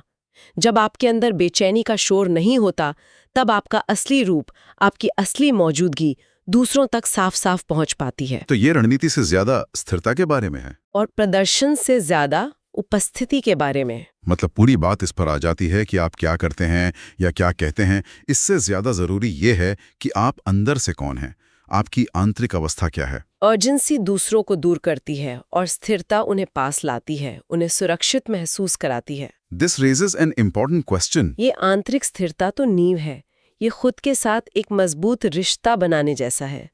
लेकिन जब हम इस स्थिरता को किसी और के साथ रिश्ते में लाते हैं, तब क्या होता है? अच्छा सवाल है। क्या ये अलगाव, ये डिटैचमेंट रिश्तों में दूरियां पैदा करता है, या असल में एक गहरी मजबूत बुनियाद बनाता है जहां दो लोग आजादी से साथ रह सकें? मतलब कैसे सच्ची निकटता के लिए स्पेस की जरूरत होती है। हाँ, और कैसे निर्भरता अक्सर उसी जुड़ाव को खत्म कर देती है जिससे वो बचाने की कोशिश कर रही होती है। उसने दोबारा पूछने के बारे में सोचा, पर फिर रुका रहा। प्यार इसलिए नहीं टूटता कि प्यार कम था, प्यार इसलिए टूटता है कि डर ज्यादा था। मुझे लगता है आज की हमारी जो पूरी बात है वो शायद इसी एक लाइन के इर्द गिर्द है। मैंने केल्विन डब्ल्यू नेथन की किताब डिटैच टू अट्रैक्ट में एक चैप्टर पढ़ा, रिलेशनशिप्स लविंग विदाउट ग्रिपिंग। हाँ, चैप्टर 5। और नेथन एक बहुत ही सीधी लेकिन थोड़ी परेशान करने वाली बात कहते हैं। क्या?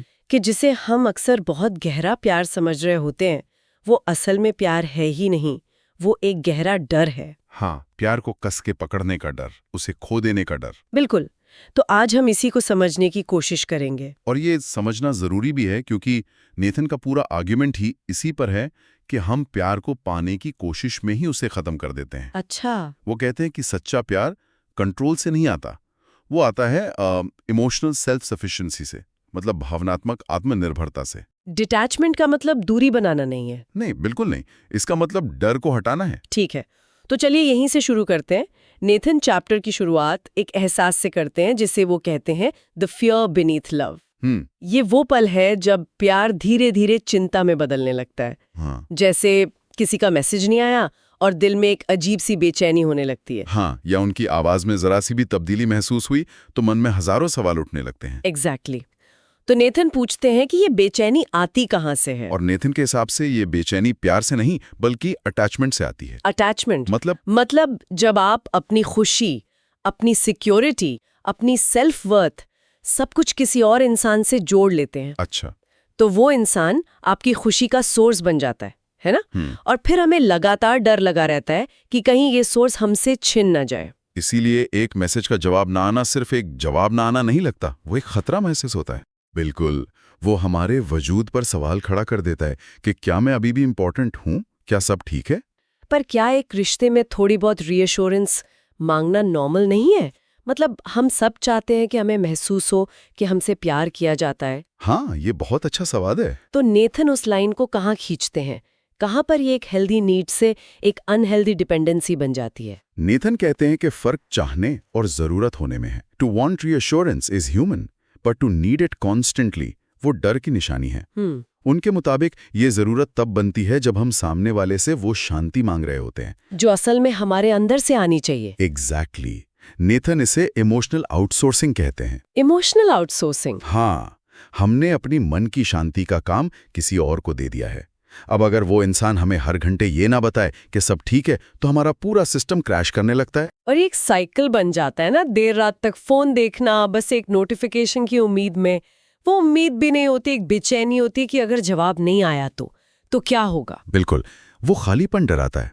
और उस खालीपन से बचने के लिए हम जो करते हैं, नेथन उसे कहते हैं द ग्रिपिंग रिफ्लेक्स, कसकर पकड़ने की आदत। हाँ, और यहीं से रिश्ते का डायनामिक बदलना शुरू हो जाता है। तो ये ग्रिपिंग रिफ्लेक्स असल में दिखता कैसा है? मतलब कसकर पकड़ने का मतलब सिर्फ लड़ाई झगड़ा तो नहीं होता होगा? नहीं, बिल्कुल नहीं।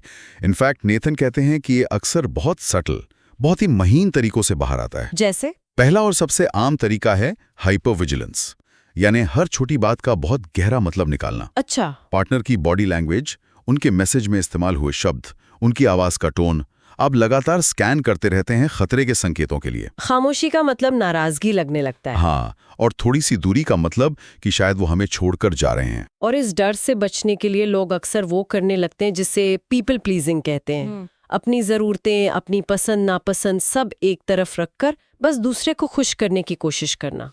हाँ, और नेतन इसे एक और गहरा नाम देते हैं, इमोशनल बार्गेनिंग। Emotional bargaining? ये एक अनकहा सौदा होता है जो हम अपने मन में करते हैं। अगर मैं उनकी हर बात मानूंगा तो वो मुझे छोड़कर नहीं जाएंगे, या अगर मैं कभी नहीं नहीं कहूंगी तो शायद रिश्ते में शांति बनी रहेगी। तो यहाँ प्यार प्यार नहीं रहा। नहीं, ये एक तरह का लेन देन बन गया है जो डर से चल रहा है। नेतन अपनी किताब में कहानी बताते हैं एक क्लाइंट की जो अपने पार्टनर के लिए अपने सारे दोस्त, अपनी हॉबीज, सब कुछ, यहां तक कि अपना करियर पाथ भी बदलने को तैयार था, सिर्फ इस उम्मीद में कि वो इंसान उसे वैलिडेट करेगा, उसे अकेला नहीं छोड़ेगा। ये बहुत दुख की बात है, क्योंकि इस सब में इंसान अपनी पहचान ही खो देता है। एक दिन अचानक ये एहसास होता है कि इस रिश्ते को बचाने की कोशिश में मैं खुद को ही खो रही हूँ। अपनी आवाज, अपनी हदें, सब कुछ मिटा दिया है। सही कहा। पर जो रिश्ता खुद को खोकर मिले वो आजादी कैसे दे सकता है? वो नहीं दे सकता। नेथन के शब्दों में it becomes a beautiful cage, एक खूबसूरत पिंजरा जिसके दरवाजे शायद सोने के हों, पर है वो पिंजरा ही। तो फिर इस साइकिल को तोड़ा कैसे जाए? नेथन के मुताबिक इस ग्रिपिंग रिफ्लेक्स से बाहर निकलने का रास्ता क्या है? यहीं पर कहानी में वो मोड़ आता है, वो ठहराव, द पॉज। बिल्कुल। नेथन उस पल को द पॉज कहते हैं। ये वो एक पल है जब कुछ करने की, रिएक्ट करने की, मैसेज भेजने की, सवाल पूछने की एक तीव्र इच्छा होती है, लेकिन उसके बावजूद इंसान रुक जाता है, कुछ नहीं करता, बस एक गहरी सांस लेता है और उस बेचैनी को अपने अंदर महसूस होने देता है, बिना उस पर एक्ट किए। ये बाहर से देखने में कुछ न करने जैसा लगता है, पर अंदरूनी तौर पर यह सबसे मुश्किल काम है। लेकिन उस एक पल के ठहराव से होता क्या है? वो इतना पावरफुल क्यों है? देखिए, न्यूरोबायोलॉजिकली जब हम बेचैन होते हैं तो हमारे ब्रेन का जो इमोशनल पार्ट है, एमिगडाला, वो हाई अलर्ट पर होता है, फाइट और फ्लाइट मोड। अच्छा। रिएक्ट करने की इच्छा वहीं से आती है। जब हम उस इच्छा के बावजूद रुकते हैं तो हम अपने ब्रेन के लॉजिकल पार्ट को, प्री फ्रंटल कॉर्टेक्स को, कंट्रोल वापस लेने का मौका देते हैं। नेथन इसे सेल्फ रेगुलेशन की शुरुआत कहते हैं। ये वो पल है जब हम अपनी भावनाओं की जिम्मेदारी किसी और पर डालने के बजाय खुद उठाते हैं। ये एहसास कि मैं अपने इमोशंस का जिम्मेदार हूं। और शायद यहीं से वो एहसास आता है जो नेथन लिखते हैं, the phone didn't beep, earlier it would have been anxiety, now it's a smile because I am okay either way. Exactly. और जब ये अंदरूनी स्थिरता आने लगती है तो नेथन कहते हैं कि हम एक बहुत जरूरी चीज सीखते हैं, लविंग विथ ओपन हैंड्स, खुले हाथों से प्यार करना। ये मेटाफोर बहुत सुंदर है ना? वो कहते हैं कि डर हमें मुट्ठी बंद करने पर मजबूर करता है। हम प्यार को रेत की तरह कस के पकड़ना चाहते हैं और इस कोशिश में उसे अपनी उंगलियों के बीच से फिसला देते हैं, जबकि सच्चा प्यार वो हाथ खोलने का हौसला देता है। जो हाथ खुले रखे वही सच में पकड़ सकता है। पर इसमें एक डर भी तो है, अगर हाथ खोल दिए तो शायद वो इंसान उड़ जाए। और नेथन कहते हैं कि यही सबसे बड़ा टेस्ट है। जो आपके खुले हाथों में रहना चुनता है वो अपनी मर्जी से रहता है, मजबूरी से नहीं। और जो आपकी बंद मुट्ठी में कैद है वो सिर्फ आजाद होने के मौके का इंतजार कर रहा है। बिल्कुल। ये ठहराव, ये खुले हाथ, यहीं से रिश्ते का डायनामिक पूरी तरह बदल जाता है। तो इस बदलाव को नेथन कैसे डिस्क्राइब करते हैं? जब एक इंसान अपनी भावनाओं का बोझ दूसरे पर डालना बंद कर देता है तो रिश्ते पर इसका क्या असर होता है? सबसे पहला और इमीडिएट असर ये होता है कि रिश्ते से दबाव, प्रेशर हट जाता है। जब अपना बोझ हम दूसरे पर नहीं डालते तब रिश्ता हल्का हो जाता है। हाँ, वो लगातार उम्मीदें, वो शिकायतें, वो शक, जब ये सब खत्म हो जाता है तो रिश्ते में सांस लेने की जगह बनती है। दोनों लोगों को आज़ादी महसूस होती है। और नेथन का आर्ग्यूमेंट ये है कि यही आज़ादी असल में अट्रैक्शन को बढ़ाती है। ये थोड़ा अजीब लगता है ना? हम तो सोचते हैं कि ज्यादा क्लोजनेस से अट्रैक्शन बढ़ता है। राइट, लेकिन नेथन इसे दूसरे नजरिए से देखते हैं। वो एक बहुत सीधी सी बात कहते हैं, नीडीनेस रिपेल्स, होलनेस अट्रैक्ट्स। जब आप अपनी खुशी के लिए किसी पर निर्भर नहीं होते तो आप उनके लिए एक बोझ नहीं बल्कि एक पार्टनर बनते हैं। और जब दूसरे इंसान को ये आज़ादी महसूस होती है कि वो अपनी मर्जी से आपके साथ है, किसी मजबूरी या इमोशनल डेट की वजह से नहीं, तो प्यार और गहरा होता है। हाँ, कंट्रोल बॉन्ड्स को कमजोर करता है और आज़ादी उन्हें मजबूत बनाती है। ये बात भारतीय सांस्कृतिक संदर्भ में और भी जरूरी हो जाती है। हमारे यहाँ अक्सर सिखाया जाता है कि शादी के बाद एडजस्ट करना पड़ता है। हाँ नितिन, इस पर भी बात करते हैं। वो कहते हैं कि एडजस्टमेंट और सेल्फ एनिहिलेशन में फर्क है। समझौता करना एक बात है और अपनी पहचान को ही मिटा देना वो दूसरी बात है। सही कहा। डिटैचमेंट हमें ये फर्क सिखाता है। ये कहता है कि मैं समझौता कर सकता हूं पर अपने वजूद से नहीं। आत्मसम्मान और एडजस्टमेंट के बीच की ये महीन रेखा समझना बहुत जरूरी है। तो जब ये दबाव हटता है, ये डर जाता है, तब क्या होता है? हाँ। तब नेथन के हिसाब से सच्चे जुड़ाव यानी इंटिमेसी की वापसी होती है। वो इसे कैसे देखते हैं? नेथन इंटिमेसी को बहुत खूबसूरती से डिफाइन करते हैं। वो कहते हैं कि इंटिमेसी का मतलब 24 घंटे साथ रहना या हर बात जानना नहीं है। तो क्या है? उनके लिए इंटिमेसी का एक सीधा सा समीकरण है। Intimacy is equal to presence minus position. Presence minus possession, इसे थोड़ा और समझाएं। प्रेजेंस का मतलब है जब आप किसी के साथ हैं तो आपका ध्यान पूरी तरह उन पर है। आप उनकी बातें सुन रहे हैं, उन्हें महसूस कर रहे हैं बिना किसी जजमेंट के। और पोजेशन? पोजेशन का मतलब है कि आपका ध्यान इस बात पर है कि वो आपके हैं या नहीं, वो क्या कर रहे हैं, क्या सोच रहे हैं। जब आप पोजेशन यानी मालिकाना हक जताने की भावना को हटा देते हैं तो सिर्फ शुद्ध मौजूदगी बचती है। और वही सच्चा जुड़ाव है। वही सच्चा जुड़ाव है। तो इसका मतलब यह है कि आप किसी को ओन करने की कोशिश छोड़ देते हैं ताकि आप उनके साथ असल में बी कर सकें। बिल्कुल। पूर्वी दर्शन में भी इसे प्रेम बिना बंधन या निष्काम प्रेम कहा गया है। ऐसा प्यार जिसमें कोई शर्त नहीं, कोई सौदा नहीं, सिर्फ एक स्वीकार है। नेथन एक उदाहरण देते हैं। कहते हैं, जब आप अपने पार्टनर से पूछते हैं कैसा रहा तुम्हारा दिन, तो क्या आप सच में उनका दिन कैसा रहा ये जानने के लिए पूछ रहे हैं या ये चेक करने के लिए कि उन्होंने ऐसा कुछ तो नहीं किया जिससे आपको खतरा महसूस हो? पहला सवाल प्रेजेंस से आता है, दूसरा पोजेशन से। बिल्कुल। और नेथन ये भी लिखते हैं कि जब मैंने उनसे एक्सपेक्टेशंस रखना बंद किया तब जाकर प्रेम शुरू हुआ। जब तक उम्मीदें की तब तक एक व्यापार चल रहा था। सही, कि मैं ये करूंगा तो मुझे बदले में ये मिलना चाहिए। हाँ, जिस पल वो उम्मीदें खत्म हुई उस पल से देना रह गया, खुशी से। और वही असली आजादी भी है। तो अगर हम नेथन के इस पूरे चैप्टर का सार निकाले तो सबसे जरूरी बात यही है, जो अपने अस्तित्व में सुरक्षित होता है वही सच में प्रेम कर सकता है। Only those who are secure in their own being can truly love. प्यार एक तोहफा है जिसे हम देते हैं क्योंकि हमारे पास वो बहुतायत में है। ये वो भीख नहीं है जो हम किसी से मांगते हैं क्योंकि हम अंदर से खाली हैं। इसे और सरल शब्दों में कहूं तो, जब आपको खुद को पूरा करने के लिए किसी और की जरूरत नहीं होती, तब आप उन्हें पूरी तरह से आजादी से चुनने के लिए स्वतंत्र होते हैं। वो चुनाव मजबूरी का नहीं, मर्जी का होता है। और शायद यही वो प्यार है जो कसकर पकड़ता नहीं बल्कि आजाद करता है। और जो खुद को भी आजाद महसूस कराता है। और जब कोई इंसान अंदर से इतना स्थिर और पूरा महसूस करता है तो ये स्थिरता सिर्फ रिश्तों तक ही सीमित नहीं रहती, ये उसके हर काम में, हर लक्ष्य में झलकने लगती है। उसने बहुत मेहनत की, लेकिन ये हमेशा भारी लगता था। ये एक एहसास है ना, एक बोझ जो एम्बिशन के साथ आता है, खासकर तब जब किसी का सेल्फ वर्थ मतलब उसकी अपनी कीमत नतीजों से जुड़ जाती है। ये एक ऐसी लड़ाई है जिससे कई लोग चुपचाप लड़ते हैं, जहां हर लक्ष्य, हर डेडलाइन एक तरह से पहचान का सवाल बन जाता है। और आज हम इसी भारीपन की जड़ तक जाने की कोशिश करेंगे। तो हम केल्विन डब्ल्यू नाथन की किताब डिटैच टू अट्रैक्ट का 6वां अध्याय देख रहे हैं, जो इसी बारे में है कि दबाव के बिना अपने लक्ष्यों तक कैसे पहुंचा जाए। और यह एक बहुत दिलचस्प विरोधाभास, एक पैराडॉक्स सामने आता है। हम अक्सर मानते हैं कि इमोशनल इंटेंसिटी मतलब किसी चीज के लिए जुनून, चिंता, ये सब हमारे कमिटमेंट का सबसे बड़ा सबूत है। हाँ बिल्कुल। अगर मैं रात भर जाग कर किसी चीज के बारे में सोच रही हूँ तो इसका तो यही मतलब हुआ ना कि मैं उसे बहुत चाहती हूँ। ये तो अच्छी बात होनी चाहिए। और यही तो पैराडॉक्स है। मॉडर्न परफॉर्मेंस साइकोलॉजी असल में कुछ और कहती है। वो कहती है कि चिंता का ये भारीपन हमारी परफॉर्मेंस को बढ़ाता नहीं, बल्कि हमारी सोचने समझने की जो साफ क्षमता है उसे ही कम कर देता है। एक मिनट, मतलब जो इमोशनल फ्यूल हमें लगता है कि हमें आगे बढ़ा रहा है, वही हमारे इंजन को जाम कर रहा है। ये तो बड़ी उल्टी बात है। चलिए इस गुत्थी को जरा और गहराई से समझते हैं। तो ये सब शुरू कहाँ से होता है? किताब में एक टर्म है आइडेंटिटी फ्यूजन। इसका मतलब है जब इंसान की पहचान और उसका लक्ष्य दोनों एक दूसरे में घुल मिल जाते हैं, उन्हें अलग करना मुश्किल हो जाता है। मन में वो आवाजें आने लगती हैं, अगर ये स्टार्टअप फेल हो गया तो मैं एक इंजीनियर के तौर पर फेल हूं। या मेरा वजूद इस साल के प्रमोशन पर टिका है। हाँ, सफलता ऑक्सीजन जैसी लगने लगती है और असफलता मौत जैसी। बिल्कुल। मनोवैज्ञानिक स्तर पर इसे कहते हैं दूषित प्रयास, कंटामिनेटेड एफर्ट। काम वही है, लेकिन अब उसमें हताशा, दूसरों से तुलना और सेल्फ वर्थ का जुआ शामिल हो गया है। और यहीं पर अटैचमेंट परफॉर्मेंस पैराडॉक्स काम करता है। जब हम नतीजों से बहुत ज्यादा जुड़ जाते हैं तो हमारा शरीर एक स्ट्रेस हार्मोन रिलीज करता है, कॉर्टिसोल। अच्छा, मैंने सुना है इसके बारे में।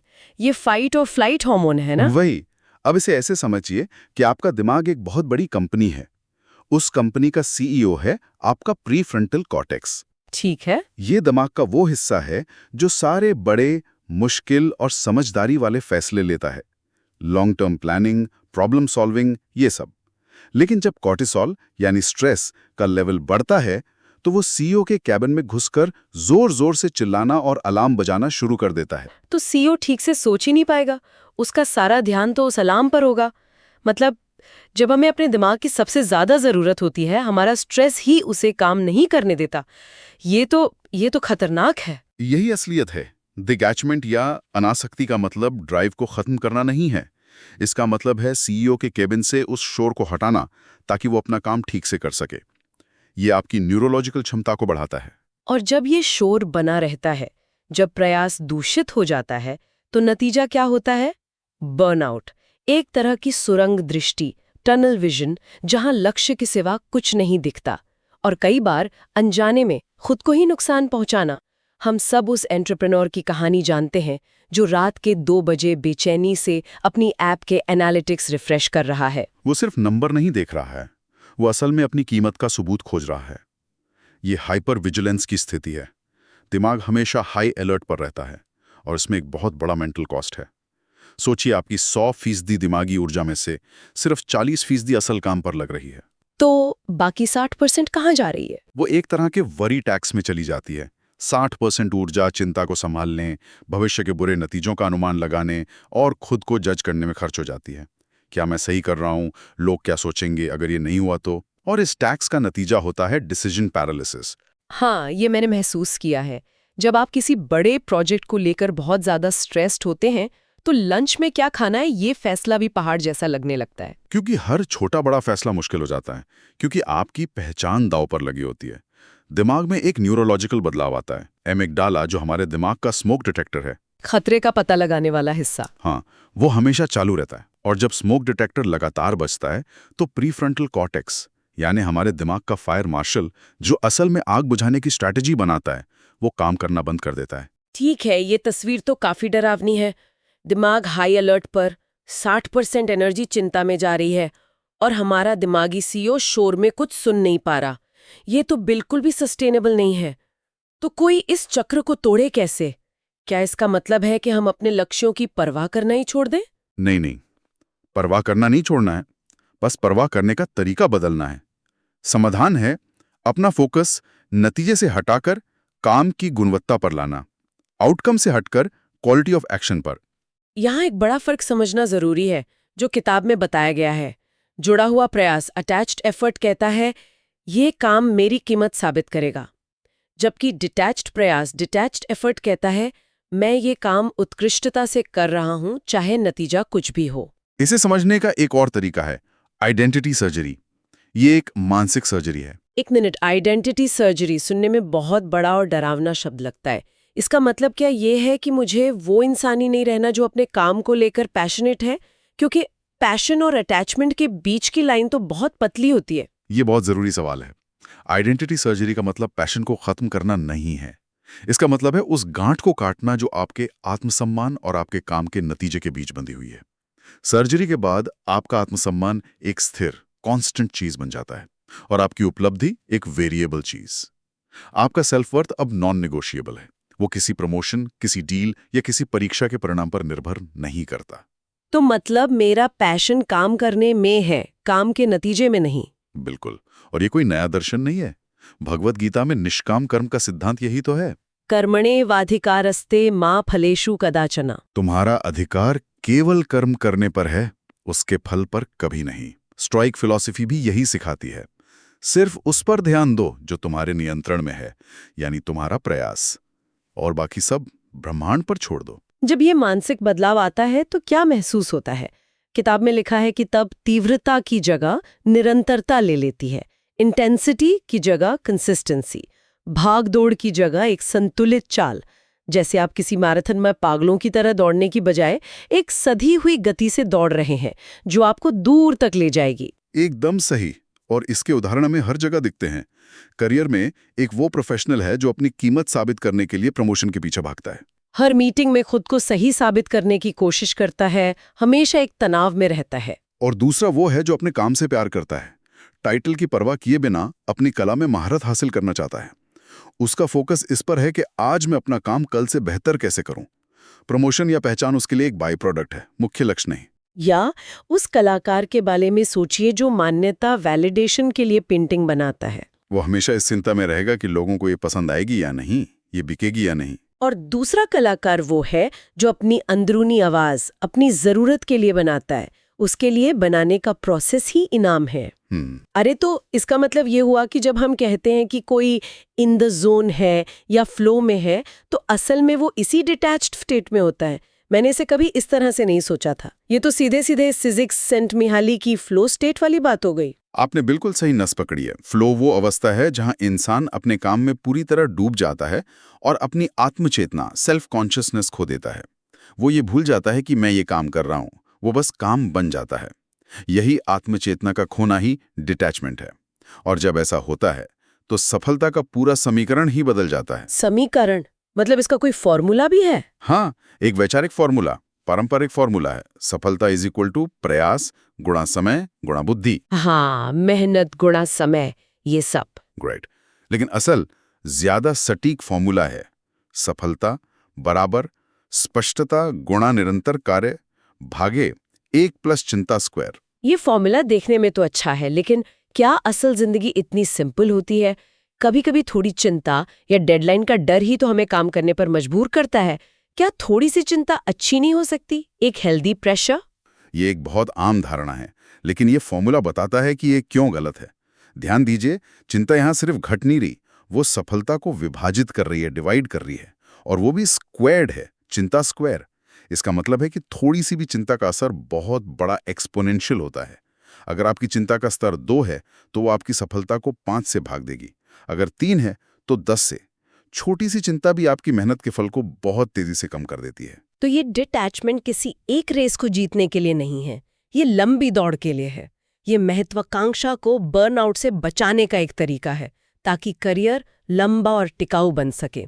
ये उस शांत विजेता, अ क्वाइट विनर की तरह है, जिससे पूछा जाता है आपका सीक्रेट क्या है, और वो जवाब देता है मैं नतीजों के पीछे नहीं भागता, मैं काम को, प्रोसेस को सम्मान देता हूँ। और ये बात भारतीय सांस्कृतिक संदर्भ में और भी ज्यादा महत्वपूर्ण हो जाती है। यहाँ शर्मा जी का बेटा सिंड्रोम, परिवार की उम्मीदें और समाज में अपनी स्थिति का दबाव बहुत ज्यादा है। हम लगातार एक दूसरे से तुलना की दौड़ में लगे हुए हैं। ये बहुत शक्तिशाली और दुखद बात है। सबसे बड़ी विडंबना तो यही है, जिस कल्चर ने दुनिया को गीता और वेदांत का ज्ञान दिया, हम ही आज नतीजों को लेकर शायद सबसे ज्यादा एंग्शियस समाजों में से एक हैं। बिल्कुल। विडंबना यह है कि डिटैचमेंट का ये कॉन्सेप्ट हमारे लिए कोई विदेशी कॉन्सेप्ट नहीं होना चाहिए। यह हमारी दार्शनिक विरासत का हिस्सा है। ये यहाँ एक इंडियन सुपर पावर बन सकता है जब हमारी गहरी दार्शनिक समझ आज की मॉडर्न महत्वाकांक्षा के साथ मिल जाए। लेकिन क्या ये वाकई प्रैक्टिकल है? आज की हाइपर कॉम्पिटिटिव दुनिया में, जहां हर कोई आगे निकलने की होड़ में है, क्या ये डिटैचमेंट वाला रवैया हमें पीछे नहीं छोड़ देगा? ये सवाल ही सोच को दिखाता है कि अटैचमेंट ही ड्राइव देता है, जबकि हमने देखा कि ये ड्राइव नहीं, शोर देता है। प्रैक्टिकल बात यह है, जो इंसान शांत दिमाग से बिना चिंता के 100% ऊर्जा अपने काम पर लगा रहा है, वो उस इंसान से हमेशा बेहतर प्रदर्शन करेगा जिसकी 60% ऊर्जा चिंता में बर्बाद हो रही है। डिटैचमेंट आपको धीमा नहीं करता, यह आपको और ज्यादा प्रभावी, मोर इफेक्टिव बनाता है। ये वो सबक है जो ज्यादातर लोग शायद 40-45 की उम्र में सीखते हैं, जब वो बर्नआउट और स्वास्थ्य समस्याओं से जूझ चुके होते हैं। लेकिन अगर इसे 25 की उम्र में सीख लिया जाए तो ये 1 दशक से ज्यादा की बढ़त दे सकता है। ये एक अनफेयर एडवांटेज है। शायद यही इस अध्याय का सबसे बड़ा तोहफा है। यह आपको समय से पहले समझदार बनाता है। आखिर में शायद सबसे बड़ी आज़ादी इसी एहसास में है कि जब सफलता का होना या ना होना हमारे वजूद का सवाल नहीं रहता, तो असफलता भी घातक नहीं लगती। वो बस एक नतीजा है, एक डेटा पॉइंट है जिससे सीख कर आगे बढ़ना है। जैसा कि अध्याय में कहा गया है, जब लक्ष्य बोझ नहीं रहता तभी हम दूर तक जा पाते हैं। यहाँ एक अंतिम विरोधाभास है। डिटैचमेंट आपको कुछ भी वादा नहीं करता, ये सफलता की गारंटी नहीं देता, कोई भी चीज नहीं देती, लेकिन ये आपको सब कुछ देता है। ये आपको उस सफलता का पीछा करते हुए अटूट अनब्रेकेबल बना देता है। क्योंकि जब आप गिरते हैं तो आप बिखरते नहीं, आप उठते हैं, धूल झाड़ते हैं और अपनी सधी हुई चाल से आगे बढ़ते रहते हैं। और जब आप साफ दिमाग से सोच पाते हैं, तभी सफलता की संभावना सबसे ज्यादा होती है। लेकिन इस पूरे समझ के बाद भी एक और चुनौती बचती है। दिमाग का वो हिस्सा जो सोचना बंद नहीं करता, जो हर चीज का विश्लेषण करता रहता है, जो डरता है, जो लगातार शोर मचाता रहता है। वो एक ख्याल जो बार बार लौट कर आता है। आधी रात का समय, जब पूरा शरीर तो थका हुआ है, लेकिन दिमाग रुकने का नाम ही नहीं ले रहा। उसने ऐसा क्यों कहा? मुझे वो जवाब देना चाहिए था। अगर कल मीटिंग में ऐसा हो गया तो? हाँ। ये एक अंतहीन लूप जैसा लगता है। एक पहिया जो घूमता रहता है पर कहीं पहुंचता नहीं। सवाल यह है कि मन ऐसा करता क्यों है? क्या ये सच में कोई जवाब ढूंढ रहा है? ये एक बहुत ही गहरा सवाल है, क्योंकि अक्सर जिसे हम ज्यादा सोचना या ओवरथिंकिंग कहते हैं, वो असल में डर है। डर जो हरकत में है। डर? हाँ, मन सच नहीं खोज रहा होता, वो निश्चितता मतलब सर्टेनिटी खोज रहा होता है। वो चाहता है कि भविष्य का हर पन्ना पहले से लिखा हो, हर नतीजा मालूम हो। बिल्कुल। और क्योंकि ये मुमकिन नहीं है, तो वो अनिश्चितता से बचने के लिए नियंत्रण का एक भ्रम पैदा करता है। आज की हमारी ये पड़ताल इसी मानसिक पैटर्न को समझने के बारे में है। इसे ठीक करने या इससे लड़ने के बारे में नहीं। बस उसे देखना जैसे कोई दूर से बादलों को देख रहा हो। हाँ, बिल्कुल वैसे ही। चलिए इसे एक बहुत ही आम उदाहरण से समझते हैं। किसी को एक जरूरी मैसेज भेजा, सीन, पर कोई जवाब नहीं। बस यहीं से दिमाग अपनी कहानी बनाना शुरू कर देता है। क्या मतलब है इसका? नाराज हैं? मैंने कुछ गलत कह दिया क्या? एक छोटा सा खालीपन, और दिमाग उसे हजारों कल्पनाओं से भर देता है। ये बिल्कुल वैसा ही है जैसे किसी अधूरी कहानी को पूरा करने की जिद। आपके अधूरी कहानी की बात की, ये बहुत सटीक है। मनोविज्ञान में इसे ज़ीगार्निक इफेक्ट से समझा जाता है। ज़ीगार्निक इफेक्ट? हाँ, यह सिद्धांत कहता है कि हमारा दिमाग अधूरे कामों को या अनसुलझे सवालों को पूरे हो चुके कामों से ज्यादा मजबूती से याद रखता है। वो जो मैसेज का जवाब नहीं आया, वो दिमाग के लिए एक ओपन टैब की तरह है। एक ओपन टैब? हाँ, वो तब तक बैकग्राउंड में चलता रहेगा, आपकी मानसिक ऊर्जा खींचता रहेगा, जब तक उसे कोई क्लोजर ना मिल जाए। और जब बाहर से क्लोजर नहीं मिलता, तो मन अंदर ही अंदर कहानियां बनाकर उस खाली जगह को भर देता है। बिल्कुल। और जब ये चीज भावनात्मक जुड़ाव, इमोशनल कनेक्शन से जुड़ जाती है, तो इसका वजन कई गुना बढ़ जाता है। अच्छा। यहीं पर अटैचमेंट थ्योरी काम आती है। जिन लोगों में एंग्शियस अटैचमेंट स्टाइल होता है, उनके लिए रिश्ते में अनिश्चितता बर्दाश्त करना बहुत मुश्किल होता है। तो उनके लिए सीन बट नो रिप्लाई नहीं, सिर्फ एक मैसेज नहीं है। नहीं, उनके लिए वो रिश्ते पर खतरा जैसा महसूस होता है। उनका नर्वस सिस्टम उसे एक संभावित रिजेक्शन की तरह देखता है। तो ज्यादा सोचना उनके लिए एक नकली सुरक्षा कवच बन जाता है। एक फेक सेंस ऑफ सेफ्टी है। हाँ, उन्हें लगता है कि अगर वो हर बुरे नतीजे के बारे में सोच लेंगे तो वो उसके लिए तैयार हो जाएंगे। और ये सोचना एक काम की तरह लगता है ना। If I think enough, I figure it out, या if I worry enough, I be safe. ऐसा लगता है जैसे हम दिमागी तौर पर कोई मेहनत कर रहे हैं, समस्या को सुलझा रहे हैं। मैं तो कभी कभी ये सोचने में घंटों लगा देता हूँ कि ईमेल में बेस्ट रिगार्ड्स लिखूं या सिंसियरली, ये जानते हुए कि शायद ही कोई फर्क पड़ता हो। हाँ, ये एक बहुत ही आम अनुभव है। हमें लगता है कि हम सोच रहे हैं, पर असल में हम चिंता कर रहे होते हैं। सोचना और चिंता करना, इनमें क्या फर्क है? सोचना स्पष्टता लाता है, चिंता भ्रम पैदा करती है, और इसकी कीमत बहुत बड़ी होती है। जैसे? रातों की नींद खराब होना, हर वक्त थकावा महसूस करना और सबसे जरूरी वर्तमान से, अब प्रेजेंट मोमेंट से पूरी तरह कट जाना। हाँ, ये तो है। हम या तो अतीत की बातों को दोबारा जी रहे होते हैं या भविष्य की चिंताओं में खोए रहते हैं। बिल्कुल, वो चाय का कप हाथ में है पर हम उसके स्वाद को महसूस नहीं कर रहे। भारत में तो ये बहुत आम है। लोग क्या कहेंगे, ये एक वाक्य शायद हमारे देश का सबसे बड़ा ओवरथिंकिंग ट्रिगर है। सही बात है। शादी, करियर, बच्चों की परवरिश, हर फैसले पर एक सामाजिक दबाव। तो हम सिर्फ अपने लिए नहीं सोचते, हम पूरे समाज की नज़र से अपने हर कदम को तौलते रहते हैं। कहें तो ये हमारे ब्रेन के डिफ़ॉल्ट मोड नेटवर्क यानी DMN को और ज्यादा सक्रिय कर देता है। DMN? हाँ, DMN आत्मचिंतन, यादें और भविष्य की योजना से जुड़ा है। लेकिन ये सोशल कॉग्निशन से भी जुड़ा है। मतलब हम दूसरों के बारे में क्या सोचते हैं और हमारे हिसाब से दूसरे हमारे बारे में क्या सोचते हैं। अच्छा, तो लोग क्या कहेंगे का डर DMN को एक ओवरड्राइव में डाल देता है। बिल्कुल, और इसका शारीरिक असर बहुत गहरा होता है। हमारा नर्वस सिस्टम लगातार एक अलर्ट मोड में रहता है। सिंपैथेटिक नर्वस सिस्टम, जो फाइट और फ्लाइट यानी लड़ो या भागो की प्रतिक्रिया के लिए है, वो हमेशा सक्रिय रहता है। इसे आसान भाषा में कैसे समझें? ये अलर्ट मोड शरीर के साथ क्या करता है? इसे ऐसे समझें कि आपकी गाड़ी का इंजन हमेशा चालू है। ओके। भले ही गाड़ी कहीं जा नहीं रही हो, बस खड़ी है पर आप रेस दिए जा रहे हैं। जब दिमाग लगातार किसी काल्पनिक खतरे के बारे में सोचता है तो शरीर कॉर्टिसोल जैसे स्ट्रेस हार्मोन्स छोड़ता है। इससे दिल की धड़कन तेज रहती है, सांसें उथली हो जाते हैं और मांसपेशियों में एक तनाव बना रहता है। हाँ, लंबे समय तक ऐसा होने पर पाचन संबंधी समस्याएं, सिर दर्द, पुरानी थकान, ये सिर्फ दिमाग की थकावट नहीं है, ये पूरे शरीर की थकावट है। और फिर एक पल आता है जब ये सब करते करते सोचते सोचते एक दीवार से टकरा जाते हैं, जब बस एक एहसास होता है, थक गया हूं सोचते सोचते। ये कोई समाधान नहीं है, बस एक गहरी थकावट और एक स्वीकृति है। ये पहचानना कि ये मेंटल जिम्नास्टिक्स कहीं नहीं ले जा रही। ये एक बहुत महत्वपूर्ण मोड़ है, एक टर्निंग पॉइंट। ये उस उलझे हुए धागे को सुलझाने की कोशिश छोड़ देने जैसा है, ये जानते हुए कि हर कोशिश उसे और उलझा रही है। बिल्कुल, इस थकावट में ही ठहराव का बीज छिपा है। यहीं पर पूर्वी दर्शन, खासकर पतंजलि के योग सूत्र एक अलग दृष्टिकोण देते हैं। एक बहुत प्रसिद्ध सूत्र है योगश्चित्त वृत्ति निरोधा। इसका क्या मतलब है? इसका मतलब है योग मन की वृत्तियों यानी फ्लक्चुएशंस को शांत करना है। ये वृत्तियां क्या है? ये विचार, कल्पनाएं, शक, डर, यादें, ये सब मन में उठने वाली लहरों की तरह हैं। यहाँ निरोध शब्द का मतलब क्या है? क्या इसका मतलब विचारों को दबाना या रोकना है? क्योंकि वो तो लगभग नामुमकिन लगता है। बहुत अच्छा सवाल। ज्यादातर लोग निरोध का मतलब सप्रेशन समझते हैं, लेकिन ये सही नहीं है।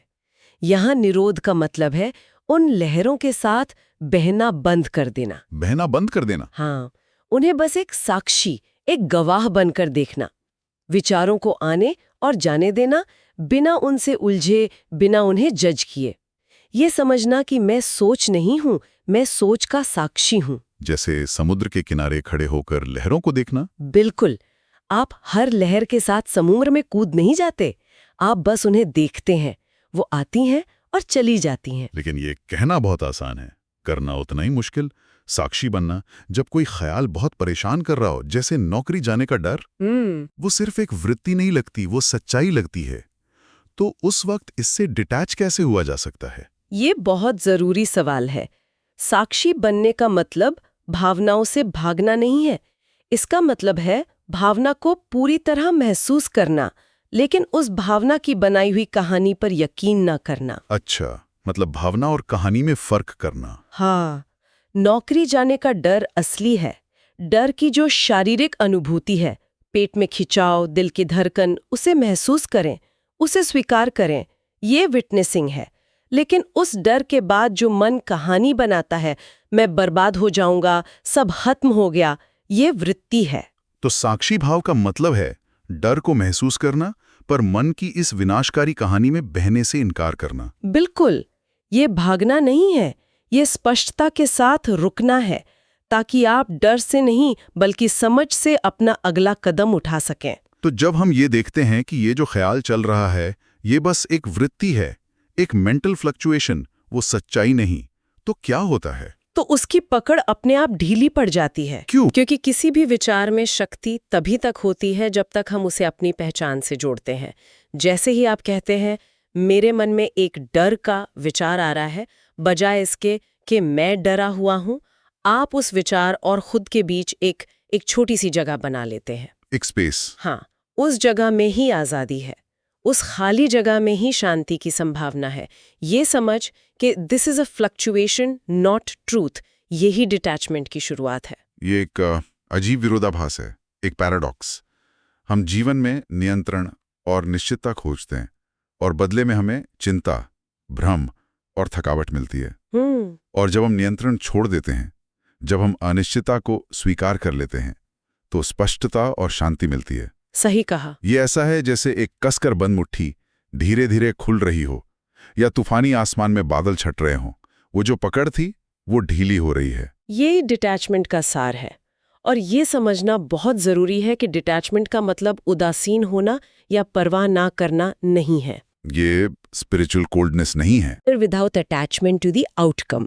अपना काम पूरी लगन से करना, लेकिन नतीजा क्या होगा इस चिंता में नहीं घुलना। हाँ, भावनाओं को महसूस करना बिना उनमें डूबे, अनिश्चितता को एक दुश्मन की तरह नहीं बल्कि जीवन की एक सच्चाई की तरह स्वीकार करना। तो आप कह रही हैं कि डिटैचमेंट का असर सिर्फ मानसिक नहीं बल्कि शारीरिक भी है। बिल्कुल, ये सिर्फ फिलॉसफी नहीं, ये बायोलॉजी है। अच्छा। जब हम साक्षी भाव में आते हैं तो हमारा पैरासिम्पैथेटिक नर्वस सिस्टम यानी शरीर का ब्रेक या रेस्ट एंड डाइजेस्ट सिस्टम वो सक्रिय होता है। शरीर सचमुच ब्रेक लगा सकता है? हाँ, दिल की धड़कन धीमी हो जाती है, सांसें गहरी हो जाती हैं और शरीर खुद को रिपेयर करने लगता है। और दिमागी स्तर पर? दिमागी स्तर पर ब्रेन का वही डिफॉल्ट मोड नेटवर्क DMN जो आत्मचिंतन और चिंता से लगातार सक्रिय था, वो भी शांत हो जाता है। और DMN के शांत होने का मतलब है आपके अंदर लगातार चलने वाली मैं, मेरा, मुझे की कहानी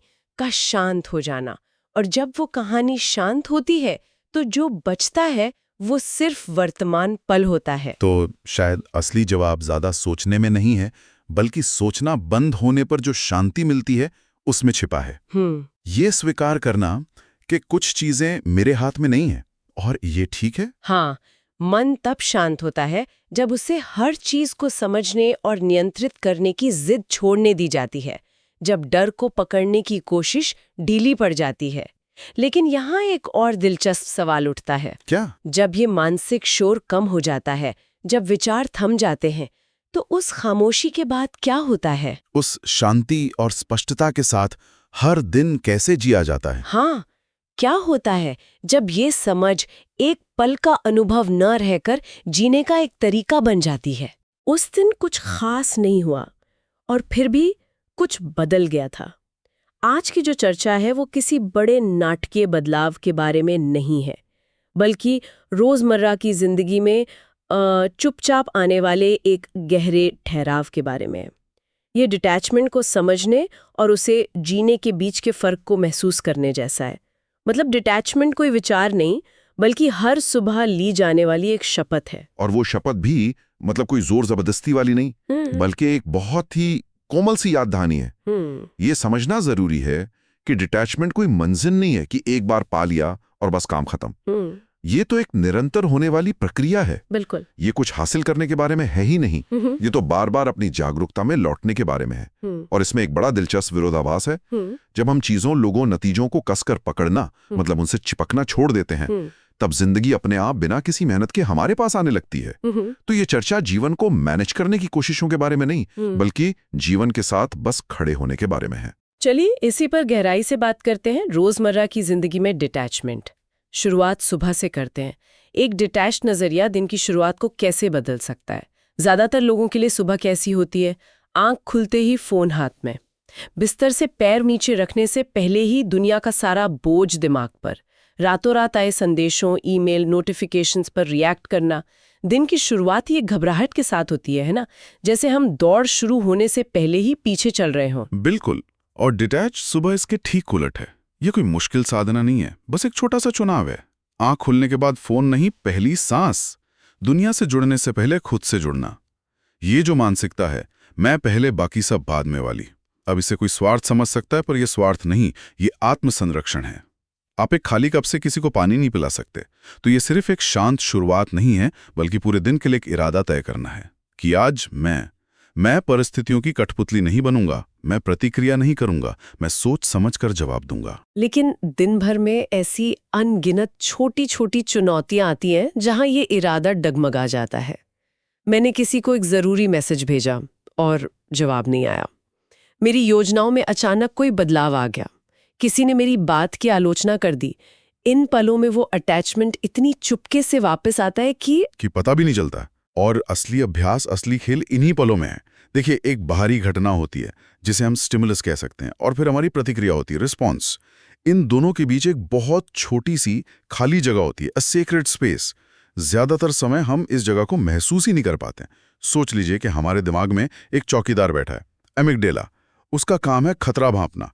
जरा सी भी आहट पर वो शोर मचा देता है, खतरा, खतरा, कुछ करो, और हम तुरंत रिएक्शन मोड में चले जाते हैं। हाँ, वो फाइट और फ्लाइट वाला हिस्सा। बिल्कुल। लेकिन डिटैचमेंट का अभ्यास उस चौकीदार को शांत करना सिखाता है। ये हमें उस खाली जगह में एक पल के लिए रुकने का मौका देता है। और जब हम रुकते हैं तो दिमाग का जो समझदार मैनेजर है, प्रीफ्रंटल कॉर्टेक्स, उसे चार्ज लेने का मौका मिलता है। वो मैनेजर कहता है, रुको, पहले देखते हैं कि ये सच में खतरा है या सिर्फ बिल्ली की आहट है। वो चौकीदार के शोर पर भरोसा करने के बजाय स्थिति को समझकर फैसला लेता है। तो ये भीतरी आवाज कैसे बदलती है? अटैच स्टेट में वो चौकीदार चिल्ला रहा होता है, उसने जवाब क्यों नहीं दिया, मेरी बेइज्जती हो गई। और डिटैच स्टेट में वो मैनेजर क्या कहता है? वो मैनेजर शांति से कहता है, मैंने अपना काम कर दिया है, संदेश भेज दिया है, अब जवाब देना उनके हाथ में है। जब आएगा तब देख लेंगे, तब तक मैं अपना अगला काम करता हूं।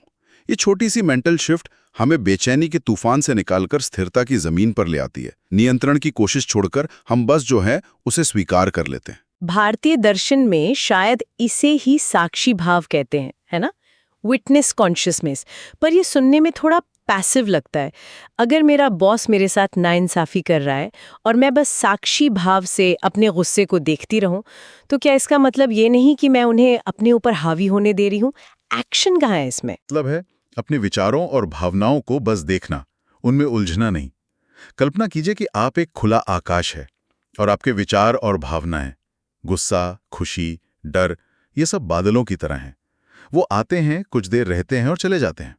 आप बादल नहीं हैं, आप वो आकाश हैं जिसमें ये सब हो रहा है। साक्षी भाव का मतलब एक्शन न लेना नहीं है, बल्कि घबराहट या गुस्से से भरे बादल के अंदर से एक्शन लेने के बजाय शांत आकाश की अवस्था से एक्शन लेना है। जब आप बादल नहीं आकाश होते हैं तो आपका एक्शन ज्यादा साफ, ज्यादा असरदार और बिना किसी कड़वाहट के होता है। आप अपने बॉस से बात करेंगे, पर चिल्लाकर नहीं, बल्कि अपनी बात मजबूती और शांति से रखकर। अब समझ आया। शायद उस दिन मेरे साथ यही हुआ था जिसका मैंने शुरू में जिक्र किया था। मैं अपनी निराशा को ऐसे देख रही थी जैसे वो कोई बादल हो, बजाय इसके कि मैं खुद वो तूफान बन जाऊं। बिल्कुल। रोजमर्रा की जिंदगी में इसका अभ्यास करने का मतलब है खुद को याद दिलाना, आज मैं देखने वाला हूं, चिपकने वाला नहीं।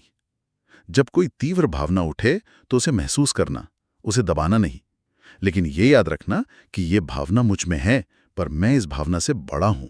ये सब सुनने में बहुत अच्छा और सुकून देने वाला लगता है, लेकिन असलियत में मैं तो 100 में से 99 बार फिसल जाती हूँ। मैं फिर से चीज़ों से, लोगों से, नतीजों से चिपक जाती हूँ, और ये इतना स्वाभाविक लगता है कि कभी-कभी तो पता भी नहीं चलता। और ये बिल्कुल स्वाभाविक है। डिटैचमेंट का मतलब कभी न फिसलना नहीं है। कोई भी इंसान परफेक्ट नहीं है। असली कौशल फिसलने में नहीं, बल्कि ये देखने में है कि आप कितनी जल्दी अपनी जागरूकता में लौटते हैं। मैंने कल ही इसे महसूस किया। मैं ट्रैफिक में फंसा हुआ था, मैंने गहरी सांस ली, उस सेक्रेट स्पेस को महसूस करने की कोशिश की, और तभी किसी ने गलत साइड से आकर मेरी गाड़ी के आगे कट मार दिया। मेरा एमिगडाला, वो चौकीदार, तुरंत चिल्लाया और मेरे मुंह से कुछ अच्छा नहीं निकला। उस पल में मैं पूरी तरह से चिपक गया था। तो आपका अभ्यास भी फेल हो गया? उस एक पल के लिए हाँ, लेकिन असली बदलाव उसके अगले पल में आया, जब मैंने खुद को पकड़ लिया। मैं फिर से चिपक गया। और इस एहसास में कोई सेल्फ जजमेंट नहीं था, कोई निराशा नहीं थी कि देखो तुम तो इतने सालों से अभ्यास कर रहे हो फिर भी वही हाल है। बस एक शांत सी स्वीकृति थी। ठीक है, फिर से चिपक गया, कोई बात नहीं, नोटिस किया, वापस आया, और मैं मुस्कुरा दिया। डिटैचमेंट परफेक्शन नहीं है, ये वापसी की रफ्तार है। जितनी जल्दी आप नोटिस करके वापस आ जाते हैं, आप उतने ही आज़ाद होते जाते हैं। तो जब ये अभ्यास, ये वापसी की रफ्तार धीरे धीरे स्वाभाविक होने लगती है, तो ये अवस्था महसूस कैसे होती है? मुझे एक डर लगता है कि कहीं ये एक तरह की उदासीनता तो नहीं है, जैसे किसी चीज से कोई फर्क ही ना पड़ना। ये थोड़ा ठंडा और बेपरवाह सा लगता है। ये सबसे आम गलतफहमी है। ये उदासीनता या इंडिफरेंस बिल्कुल नहीं है। इसे एक उदाहरण से समझते हैं।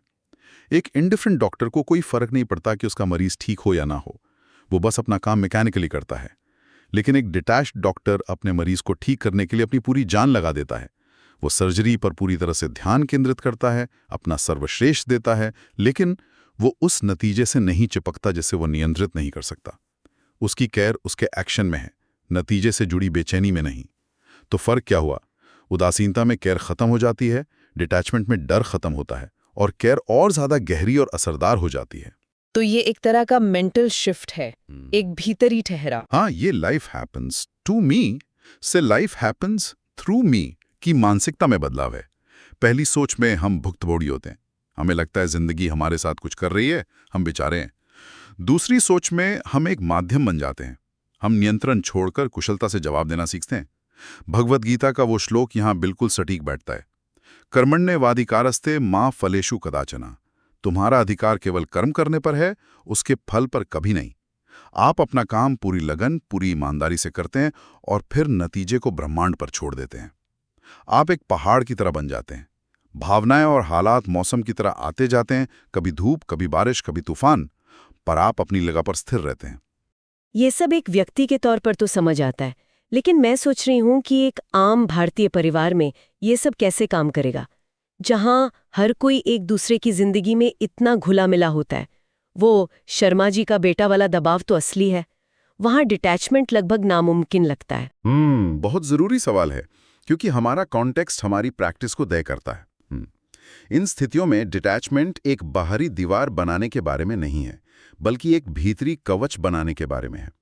परिवार की अपेक्षाओं के मामले में डिटैच्ड नजरिया कहता है, सुनो, समझो, अपना डिसीजन लो। यानी सभी सुनो, प्यार और सम्मान से सुनो, उनके नजरिए को समझो, लेकिन आखिरी फैसला अपनी समझ और बुद्धिमानी से लो। आप उनकी राय से अपनी पहचान नहीं जोड़ते, आप उनकी खुशी के लिए अपनी आत्मा का सौदा नहीं करते। और वो शर्मा जी का बेटा वाला दबाव, उससे कैसे बचें? शर्मा जी का बेटा वाला दबाव तुलना से पैदा होता है, और तुलना अटैचमेंट का ही एक रूप है। इस विचार से अटैचमेंट की सफलता का एक ही रास्ता है। डिटैचमेंट हमें धीरे से याद दिलाता है, हर किसी की अपनी राह है, मेरी अपनी। आप दूसरों की दौड़ में हिस्सा लेना बंद कर देते हैं, आप अपनी लेन में अपनी रफ्तार से चलते हैं। इससे वो जो एक कांस्टेंट बेचैनी है, वो खत्म हो जाती है कि मैं पीछे रह गया हूं। आप जहां हैं वहीं पूरे हैं। रिश्तों पर इसका क्या असर होता है? मुझे लगता है कई लोग डरते हैं कि अगर मैं डिटैच्ड हो गई तो मेरा पार्टनर सोचेगा कि मुझे उससे प्यार नहीं रहा। असल में इसका ठीक उल्टा होता है। ये प्यार में कमी नहीं, बल्कि प्यार में डर की कमी लाता है। एक अटैच्ड रिश्ता पॉजेसिव केयर पर चलता है। तुम कहाँ हो, किससे बात कर रहे हो, मेरे बिना खुश कैसे हो सकते हो, ये डर से पैदा हुई पकड़ है। एक डिटैच्ड रिश्ता स्पेशियस केयर पर चलता है। मैं तुम पर भरोसा करता हूं, तुम्हारी आज़ादी और तुम्हारे अकेलेपन का सम्मान करता हूं। यह रिश्ते को सांस लेने की जगह देता है। इसका मतलब यह भी है कि आप अपनी सीमाएं तय करना सीखते हैं। प्यार, हाँ, डोरमैट नहीं। यानी आप प्यार और करुणा रखते हैं, लेकिन खुद का अपमान नहीं होने देते। आप बिना किसी अपराध बोध के ना कहना सीखते हैं। ये सब सुनकर एक अजीब सा विरोधाभास मन में आता है। ऐसा लगता है कि जब हम नतीजों का पीछा करना, उन्हें कस के पकड़ना छोड़ देते हैं, तो वे ज्यादा स्वाभाविक रूप से हमारी ओर आने लगते हैं। डिटैच टू अट्रैक्ट, ये काम कैसे करता है? इसे अट्रैक्शन फिजिक्स कह सकते हैं। पुराना मॉडल क्या था? Effort, control, results, happiness. यानी बहुत मेहनत करो, सब कुछ नियंत्रित करने की कोशिश करो, जब नतीजे मिलेंगे तब खुशी मिलेगी। ये मॉडल चिंता, तनाव और थकावट पैदा करता है। और नया मॉडल है प्रेजेंस, अलाइनमेंट, अट्रैक्शन, जॉय। यानी आप वर्तमान में पूरी तरह मौजूद रहते हैं, अपने सच के साथ अलाइन रहते हैं, और तब सही चीजें, सही लोग, सही मौके आपकी तरफ आकर्षित होते हैं। और खुशी कोई मंजिल नहीं, बल्कि इस प्रक्रिया का एक साइड इफेक्ट बन जाती है। इसे ऐसे समझिए, दो लोग नौकरी ढूंढ रहे हैं। एक इंसान घबराहट में 200 जगह अपना रेज्यूमे भेजता है। उसकी ऊर्जा चीख चीख कर कह रही है मुझे ये नौकरी चाहिए, मेरे पास ये नहीं है। दूसरा इंसान अपने हुनर को निखारने पर ध्यान देता है, अपने काम में पूरी तरह मौजूद रहता है और अपने क्षेत्र के 3 लोगों से बहुत ईमानदारी से जुड़ता है। दूसरे इंसान की वो शांत, संपूर्ण ऊर्जा अवसरों के लिए एक चुंबक बन जाती है। ये नियंत्रण से आकर्षण की तरफ का बदलाव है। तो ये सब ऊर्जा का खेल है। बिल्कुल। जब आप किसी चीज के पीछे डेस्परेशन से भागते हैं तो आपकी ऊर्जा कहती है मेरे पास ये नहीं है, मुझे इसकी सख्त जरूरत है। ये कमी की ऊर्जा चीजों को दूर धकेलती है। बिल्कुल। लेकिन जब आपकी ऊर्जा कहती है अगर ये मिल जाए तो बहुत खुशी होगी, पर अगर न भी मिले तो भी मैं पूरा हूँ, जरूरत नहीं पर खुशी होगी, तो ये ऊर्जा चुंबकीय बन जाती है, संपूर्णता आकर्षित करती है, जरूरत या कमी नहीं। तो अंत में कोई मंजिल नहीं जहाँ पहुंचना है, कोई सर्टिफिकेट नहीं जो कहेगा हाँ अब तुम डिटैच्ड हो गई हो। कोई मंजिल नहीं है, सिर्फ ये पल है, और इस पल में एक चुनाव है, चिपकना या देखना, ग्रिप और विटनेस, और इसी चुनाव में बार बार आज़ादी है। अंत में बस एक विचार छोड़ जाता हूँ, मुक्ति ये नहीं कि कुछ नहीं चाहिए, मुक्ति ये है कि चाह पकड़ ना सके। Freedom is in wanting nothing, freedom is desire not being able to grip you.